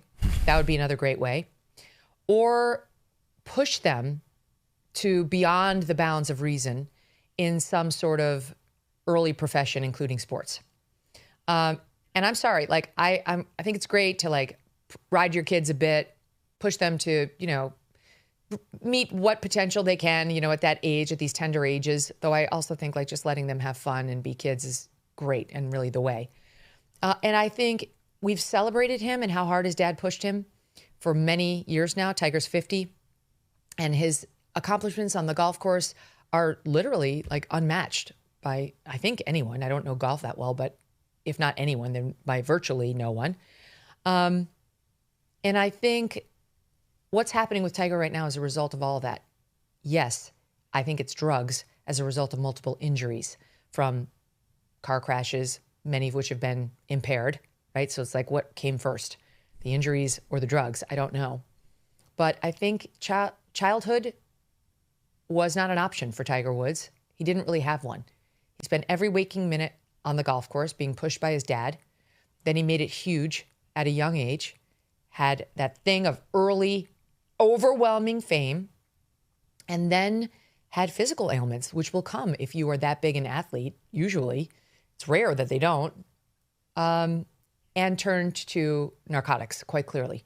And now, not only is he endangering himself, I mean, he almost had to have his leg amputated in 2021 after a car crash then. Almost amputated. He said it was 50-50. Could have gone either way at the time. But is endangering others repeatedly. He's endangering all the children in the neighborhood which is his neighborhood repeatedly, driving these cars impaired. It's been, 2 or 3 incidents now, and doesn't seem to get it, no matter how many stints in rehab, brushes with death, possible ends to his career come flashing before his very eyes. So it's not to say never put your kids in sports, never drive them to be great athletes. But I just think any parent who's really hoping for their kid to make it big as a star at a young age is asking for this, what you see on your screen right here, a total car crash, actually and metaphorically, in the not too distant future, as soon as they come of age, basically. And in his case, ever since. Your thoughts? Well, this is how you build the best driver and the worst driver simultaneously in America. This is Tiger Woods, and you're well said. You're right in that driving your kids that way to try to be you sort of put all their life's value into a sport, and like it's easy to see with Tiger Woods how that's gone wrong, because you layered on a bunch of mistakes he made on his own, obviously substances and injuries and all of those things. But for every Tiger Woods at least had immeasurable success, right, when it comes to this goal. I live in Texas, Megyn. I mean, my both of my kids are active in sports. They're both very talented. I see a lot of the parents, though, that are constantly focused basically on sports only as their future, and are making all sorts of decisions, on their education and where they live and how they're spending all their time based on this idea that maybe they've got the next Tiger Woods on their hands. And look, maybe they do. It's possible, really successful athletes, can be created at some level. I mean, obviously natural talent has to be part of it, but working hard is a great thing. And I think there's a ton of great lessons that come out of sports, right? Working hard, understanding your role in a team framework is really, really important. Understanding failure is a massive part of that, and being able to deal with it. I think sports teaches that to a kid maybe better than anything else can. But you can go overboard, and you have to realize that not only, especially now, there are tons and tons and tons of people trying to do the same thing you're doing. I remember when I grew up with a friend of mine in high school who wound up playing in the major leagues. My friend Jason, great dude, and he wound up getting into the majors, and he played for 5 or 6 years in the majors. He though was also over my house playing wiffle ball a lot. And we were hanging out and playing basketball at the local gym and pickup games. He wasn't even specialized really in one sport. He was playing all sorts of sports, and he had a good normal life with great parents and a great family around him. And, I'm sure he was doing, some private lessons and stuff. He was a great athlete, but like, it wasn't all of his worth, right? Like he was, that's not how it was. Now I'm in this world at some level. Like my kid's a, very good baseball player. I have a daughter who's a very good gymnast. Like, but they do private lessons, but I don't push them like that. I do see tons of other parents though, that are much more intense than I am. Sometimes with kids that are far behind where my kids are when it comes to ability. Some are even ahead. But it's like, if you have sometimes with really young ones too. Really young. I mean, the private lessons start super duper young now, where I don't remember that at all when I was a kid. So, I mean, look, there's a lot of good things that can come out of sports. Frankly, with a lot of the other things that kids could be doing as far as being in front of screens, I don't think it's the biggest worry in our world, but it is a concern. And you can put yourself in that mindset. They need to have a childhood. Yeah. You have to have a childhood, and you have to teach them that their life's worth is not tied directly to the outcomes of where they go in their sport. When you're totally focused on their value as a human. Their value as a human, right? Like they look at their lives and it's like, well, if I fail at this, where do I go? When you leave sports professionally, it's a difficult transition for a lot of people because they've spent their entire lives up to 30, 35 years old with one goal in mind. And then all of a sudden they can't do those things anymore. And they have to figure out how to make it in real life. And that is really difficult for people to transition to. So, there's the balance here. There are a lot of great things that come out of sports. I'm not going to deny that. I love sports, but wow, you can go the wrong direction. And you hate to see it with Tiger Woods. I mean, he seemed to be a guy who really had it going the right way, who was handling it really well early on, was able to kind of keep a normal head on his shoulders. I have seen this. Like, I'm not an athlete, but I have known many athletes over my time. And this is not unusual, this pattern, where you hold it together, you achieve all these accolades, you're a star, and then something happens, like it does to all of us. All of us is called life, where something bad happens to you or in your family or to your career or, in sports, it can be up and down on the golf course or the basketball court, whatever. or an injury, and you don't have the foundation to handle it. You don't have the ego, you don't have the id that's been developed for you, apart from this sport or this one thing you do, to be able to handle a massive setback, either in that lane or in a related lane. You didn't build up the resilience and the muscles over the years, and you didn't have a family that insisted on throwing you in the deep end so that you would learn how to handle this stuff.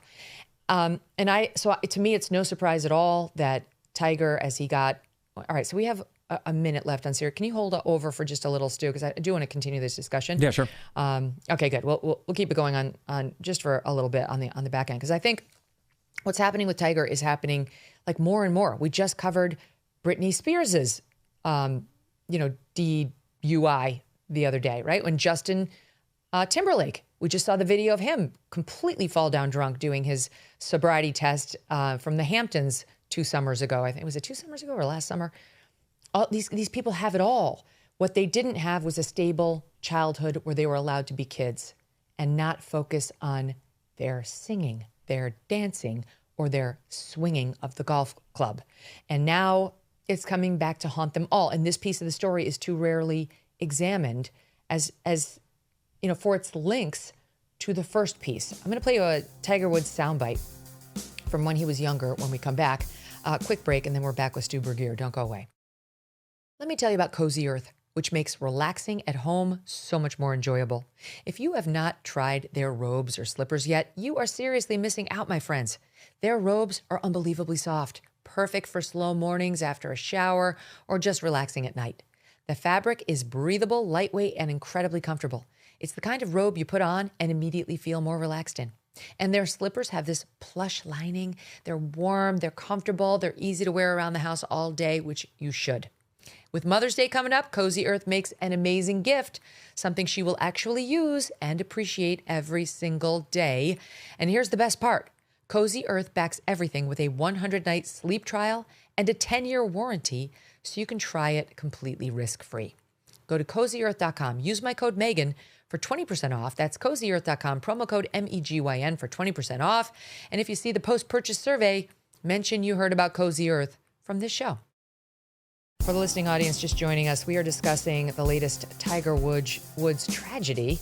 That's what it is. It's a tragedy. He was said to have been frustrated and depressed, according to the New York Post, about his state of health when late last week he got involved in an accident in which his car rolled over as he almost collided with another car on the road down near his home in Jupiter, Florida. He had lumbar disc replacement surgery in October. By the way, miraculously, neither Tiger nor the driver of the other car nor anyone else was hurt in this latest incident. But in October, he had lumbar disc replacement surgery. He also had a surgery for a ruptured left Achilles last March. He has had multiple car accidents now. The one that we all sort of heard about originally was May of 2017. He was arrested in Jupiter, Florida. Cops found him asleep at the wheel of a running car, which had 2 flat tires and damage to its rear and front bumper. He said at the time that he had a bad mixture of painkillers in him and pleaded guilty to reckless driving. He was convicted of DUI. He tested positive for 5 drugs, 5 in his system.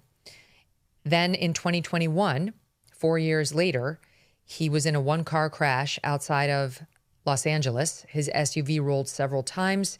He was trapped inside. He had several open fractures to his lower leg.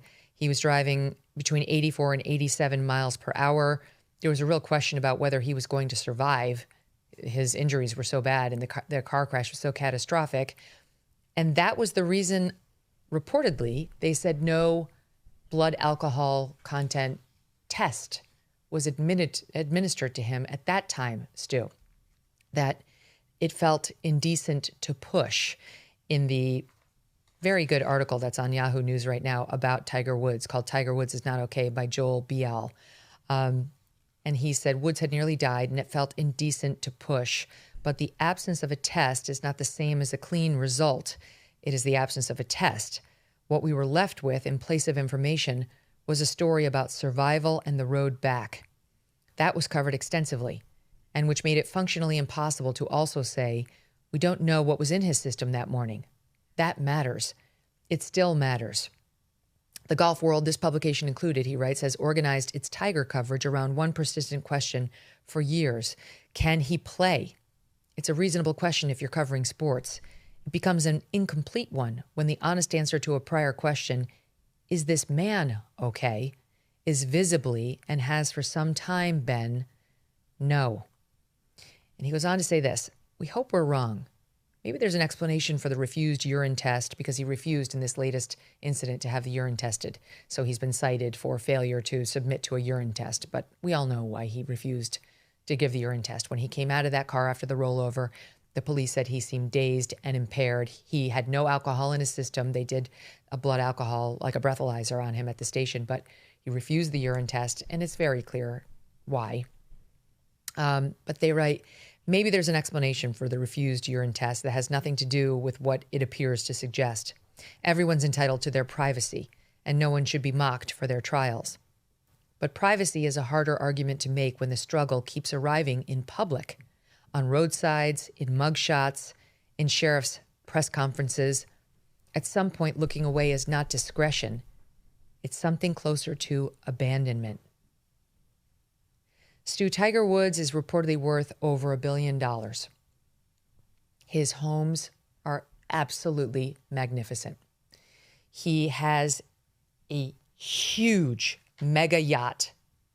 And do you know what he named it? Privacy. He named his yacht Privacy. He's desperate for it. And because he's so beloved as a public figure and a sports hero, the media tries to cooperate in the way this Joel Beal of Yahoo accurately writes about. But he's right. Protecting Tiger Woods by not giving him that blood alcohol test and urine test in the 2021 crash that almost killed him, and anybody who's running cover for him on what's obvious in this crash that could have killed him and others, is not doing Tiger Woods any favors. This guy needs help. He's obviously not well. He's not well mentally. He's not holding it together. And let me give you one more. Here's how the article continues. There is a 50-year-old man who has been in some form of pain, physical or otherwise, for longer than most of his fans have been watching him, who has been trying, by every public account, to hold together a competitive life and an institutional role and a comeback narrative and a body that has been asked to do more than bodies are meant to do. The golf can wait. It has waited before. The difference now is what's at stake isn't a green jacket or a record or a comeback story. It's him. And so we are hashtag part of the problem, Stu. Everyone who makes the focus on what's the next tournament he'll be back at, can he win the Masters again or the U.S. Open, that we are hashtag part of the problem. The focus now really must be on Tiger Woods, the man. Yeah, I think part of it is somewhat natural, right? Like he is really beloved. Like we really want the best, I think, for Tiger Woods. Some public figures go down roads like this, and we are, Alec Baldwin. We're like, he's had his problems, and we're just all like, no one, wants to embrace Alec Baldwin. There's a bunch of people who go down these roads, and we're like, oh gosh, what a pathetic waste. The society sort of decides at some point how they want to treat these people on sort of, we don't know exactly why these decisions get made, but I do feel like with Tiger as a society, we're really rooting for the guy. Like we really want him to succeed. Mm-hmm. We love him. He's not a villain in our society. He's not one of these people where we're like, oh gosh, he is a bad guy, and we're sort of kind of rooting on his failure, which is a dark part of especially celebrity culture. That's not really what happens with Tiger. We want him to succeed, and he just keeps falling down over and over and over again. And these are just completely nonsensical types of things, right? Like, as you mentioned, he's got $1 billion here. There's no reason for him to ever be driving a car.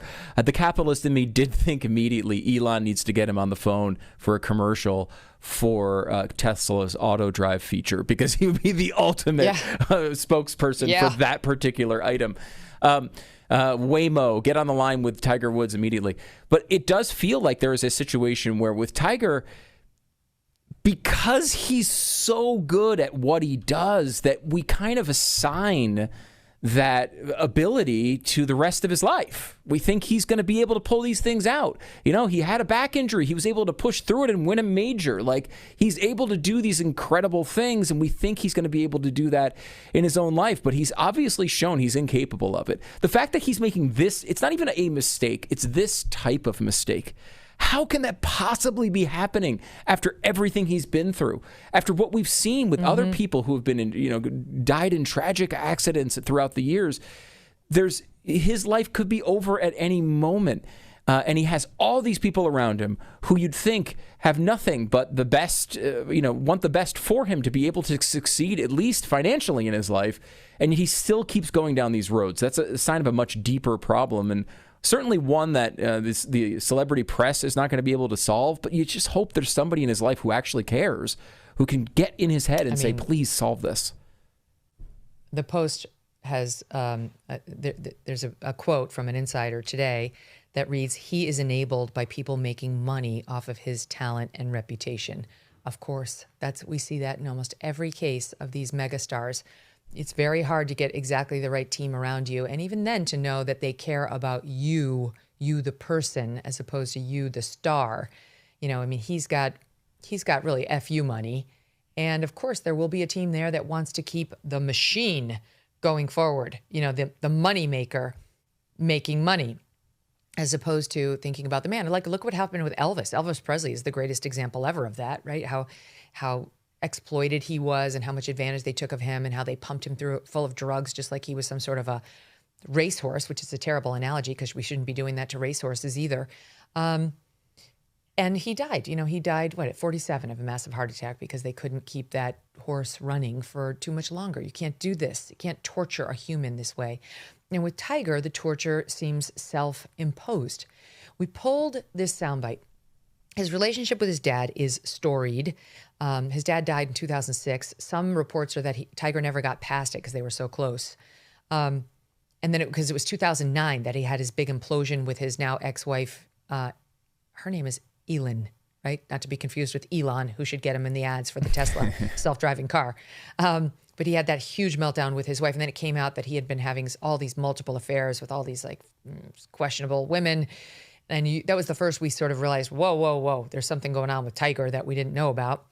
That was 2009. And then it was sort of, will he come back? And he did come back. And then the 2017 thing with the DUI. And then 2021 where he nearly died. By the way, in that 21 accident, multiple surgeries, 3 weeks in the hospital. And as I said, he nearly lost his right leg. And now here we are in 2026 with yet another accident caused by Tiger and more obvious impairment, according to the police. But look at this. Okay, look at this clip. Tiger here, I don't know, he looks like maybe I'm bad at estimating, but maybe 20? I don't know. He looks young, but he's not like the little kid. We've got video of that too. But here he is with his dad. His dad is mostly the star in this clip, talking about how the dad trained him. Just as he's beginning to swing, I'd drop my whole bag of club, and he would stop and look at me, those teeth gritting, and he'd start again. I'd throw a dozen golf balls in front of his ball. But he'd never push me over the edge. He would take me right up to the breaking point and he'd back off. He'd stop again, and I'd say, hey, look, are you through showboating?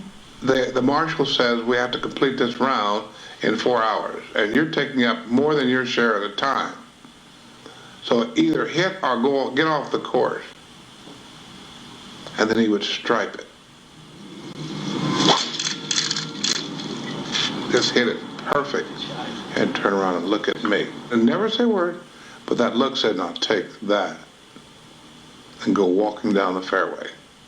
Eventually it would take more, and then more, and then more, and then more, to finally to the point where it didn't Didn't bother him anymore. I said, Tiger, the training is over. I said, you've got it. And I promise you that you'll never meet another person as mentally tough as you in your entire life. I mean, that's like, to me, that's sad. Yeah. Because you can hear him saying, like, he pushed him. Tiger says, never over the edge, close, but then he'd back off. And then the stamp of approval at the end. You'll never meet anybody mentally tougher than you. Well, it turns out Tiger Woods he's not all superhero.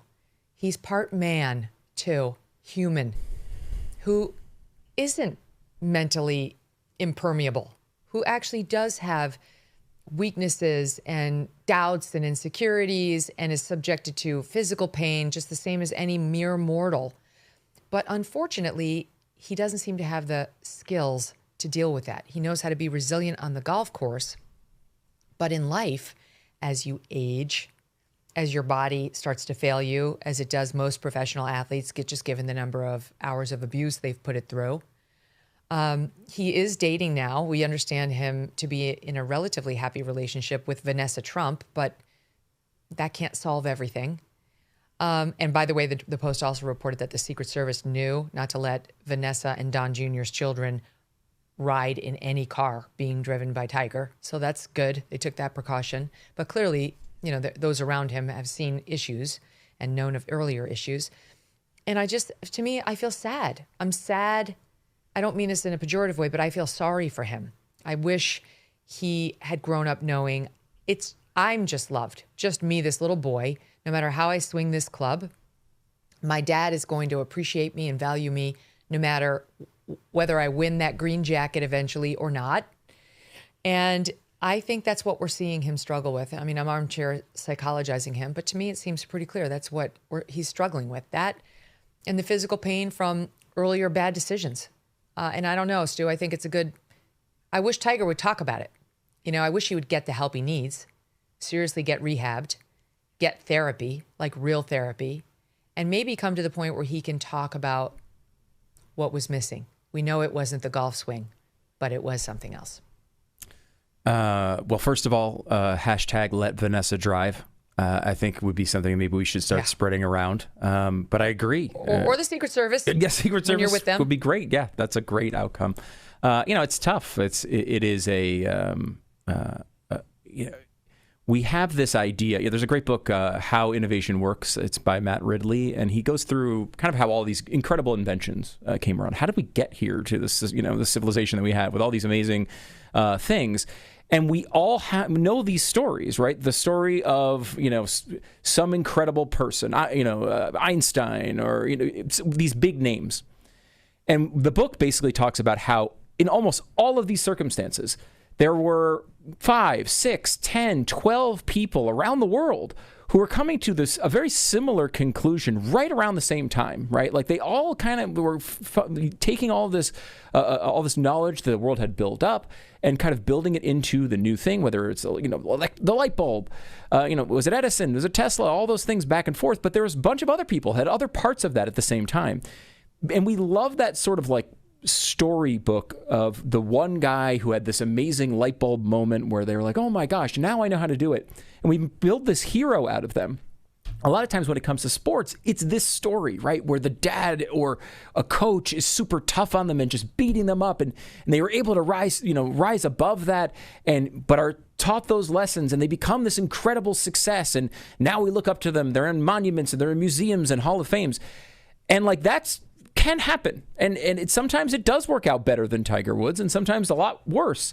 We lose track of the thousands and thousands and thousands of people who have childhoods like that, who wind up hating their parents because of the way they were treated and who never rise even close to what Tiger Woods achieved. It's really, really difficult to do that, obviously.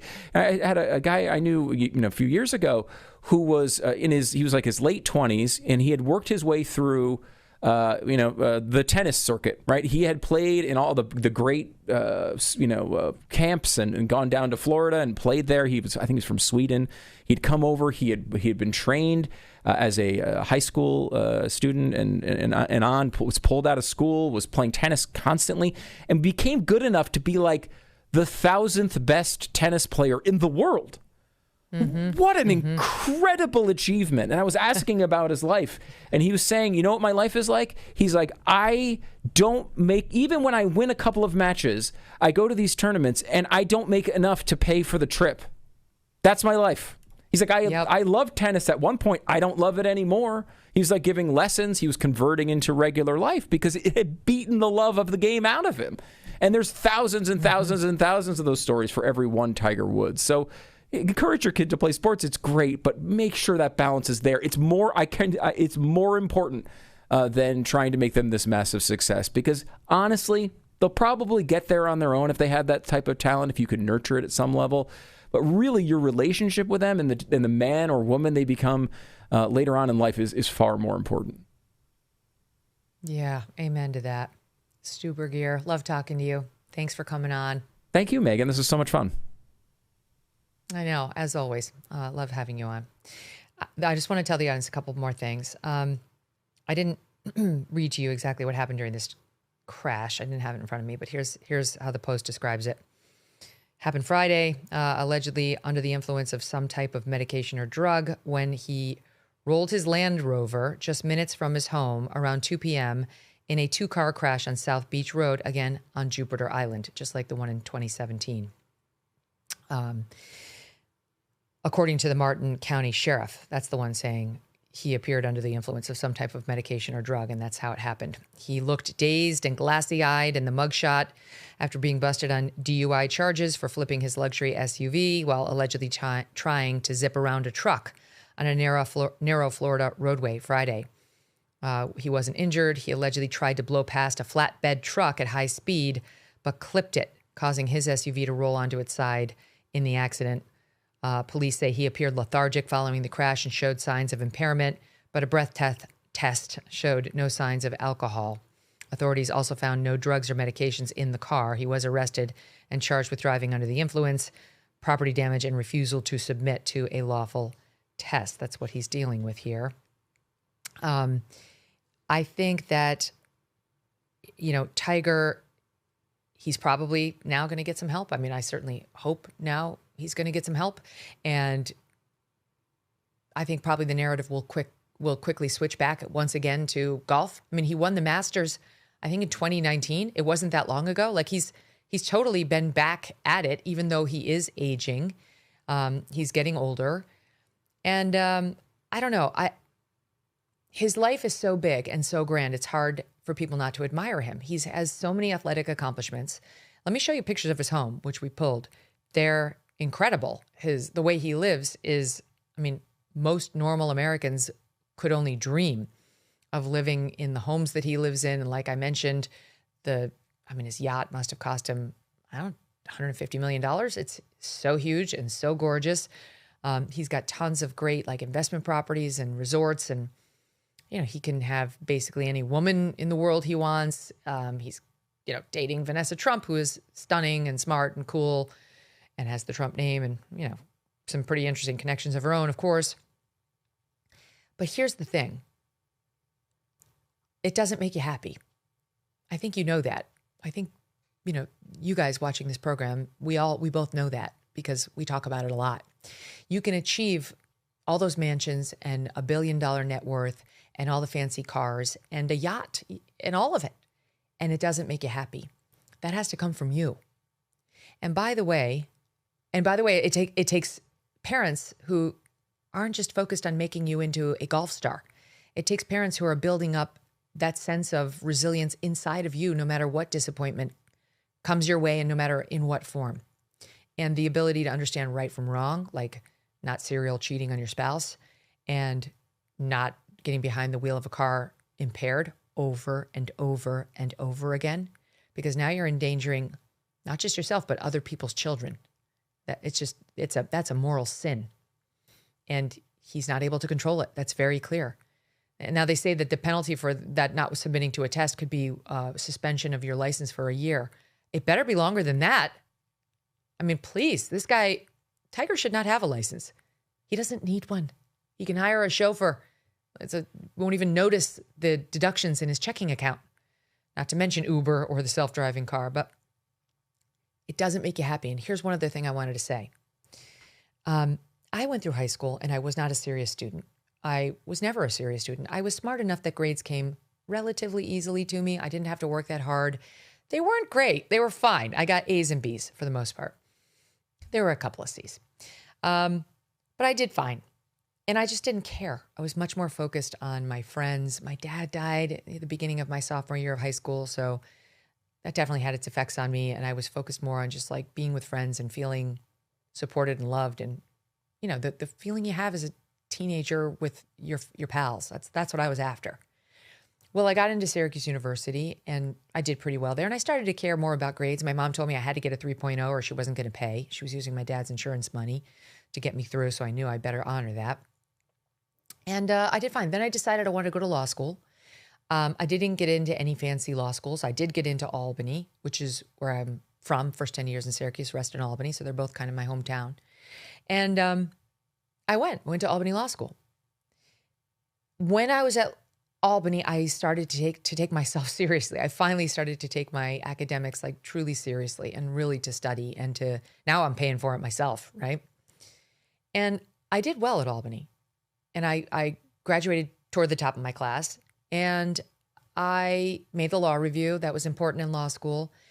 But none of that was getting me like the job offers from the top tier law firms that you get. You know, if you're in the top, I think I was top 12% when I graduated. Or no, I was top 10% when I graduated, but top 12% at the end of the first year. But in any event, the point is simply I was at the top, but you have to be like top 3% if you're in Albany to get the best offers. And I wasn't. But I managed to like work it and get one anyway. Long story short, what I'm trying to say is got a great job with Bickle and Brewer. And then 2 years into that, I managed to upgrade to this firm, no offense to Bickle and Brewer, but this very large white shoe law firm called Jones Day. Now, how did I get that? Well, yes, by this point I had experience at a great firm, but I knew a professor from Albany Law School who had a connection at Jones Day. And that professor just picked up the phone and said to this partner, you should meet her. Like no one looked at a resume. No one looked at what I'd done in moot court. You know, what I'd done during my first 2 years when I was at that other smaller firm. It was somebody at my small pedestrian, third tier law school who knew a guy who said, this is a great gal. She's really smart and you're going to like her. He was being kind. And I went in an interview with that guy and we hit it off. And next thing I know, he brought me back for the full range of interviews that you have to go through. And I got the job and my life changed. This small town girl from Albany and Syracuse who totally saw herself growing up, getting married, probably and living my life in Syracuse, which I really loved. It's like, I didn't know what I would do. I don't know, maybe practice law, maybe hang out my own shingle, maybe be a criminal prosecutor. But I thought I would have a suburban life in Syracuse, New York, doing that. But my life changed. It changed dramatically because of that one phone call that led to one thing and then another. And this is a long way of telling you, you don't have to ruin your child's life in hopes of him or her achieving something great when they're in adulthood, having money, having accomplishments, having love. I could have easily been very happy in Syracuse, New York, doing exactly the plan I originally thought of. My life got much bigger for the reasons you know. I mean, you sort of, those of you who watch the show know it took a different direction, and that's fine too. I will confess that comes with a different set of headaches. Definitely comes with a different set of headaches, but also blessings. And I didn't lose my childhood. I had great times with friends and boyfriends and the prom and frivolity and going to concerts, going to parties. I loved it. And part of all of it did go into making me who I am today. I do think joy is important. Schedule the joy. Like I'm going over my kids' schedules with them for next year. They have to make some course selections in high school. And it's like, of course, they're in a competitive school and there's pressure to like take all the hardest classes and get the toughest resume with the best grades. And I keep saying like, don't do that. Like challenge yourself, keep yourself busy for sure and challenge your beautiful minds, but do some frivolous things, like choose some of the fun electives that no one is going to be impressed by. Like make some deposits into the U fund, or everything else gets depleted really fast. You know, it's like and all those apps on your phone when they're open, there should be some that are like books and SiriusXM and the crossword or whatever, something, and games. Those are fine. Like, it can't all be about the sports, the golf, the academics, the discipline, the ballet, like you're building a person. You're not building a tea time, or a golf handicap. And I just think too often we forget that. We think we're doing it for their own good. Like, they'll get into the best college. I didn't get in the best college. No offense again to Syracuse. It's actually more respected right now academically than it was when I went there. But things can work out. Sometimes just based on a phone call, like one phone call that you just happen to know a guy who knew a guy, and your willingness to speak to that guy and ask for the favor. Maybe that comes from all the socialization you did that made you unafraid to ask somebody for a favor, even though you didn't know him that well. Whatever.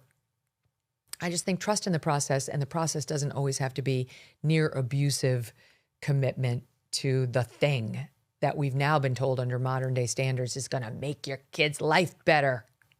Okay, sorry. I'm done with my rant. That's my 2 minutes or 20 on the Tiger Woods saga, and I'd love to know your thoughts on it. Email me, Megyn@MegynKelly.com, .com, and also go to MegynKelly.com.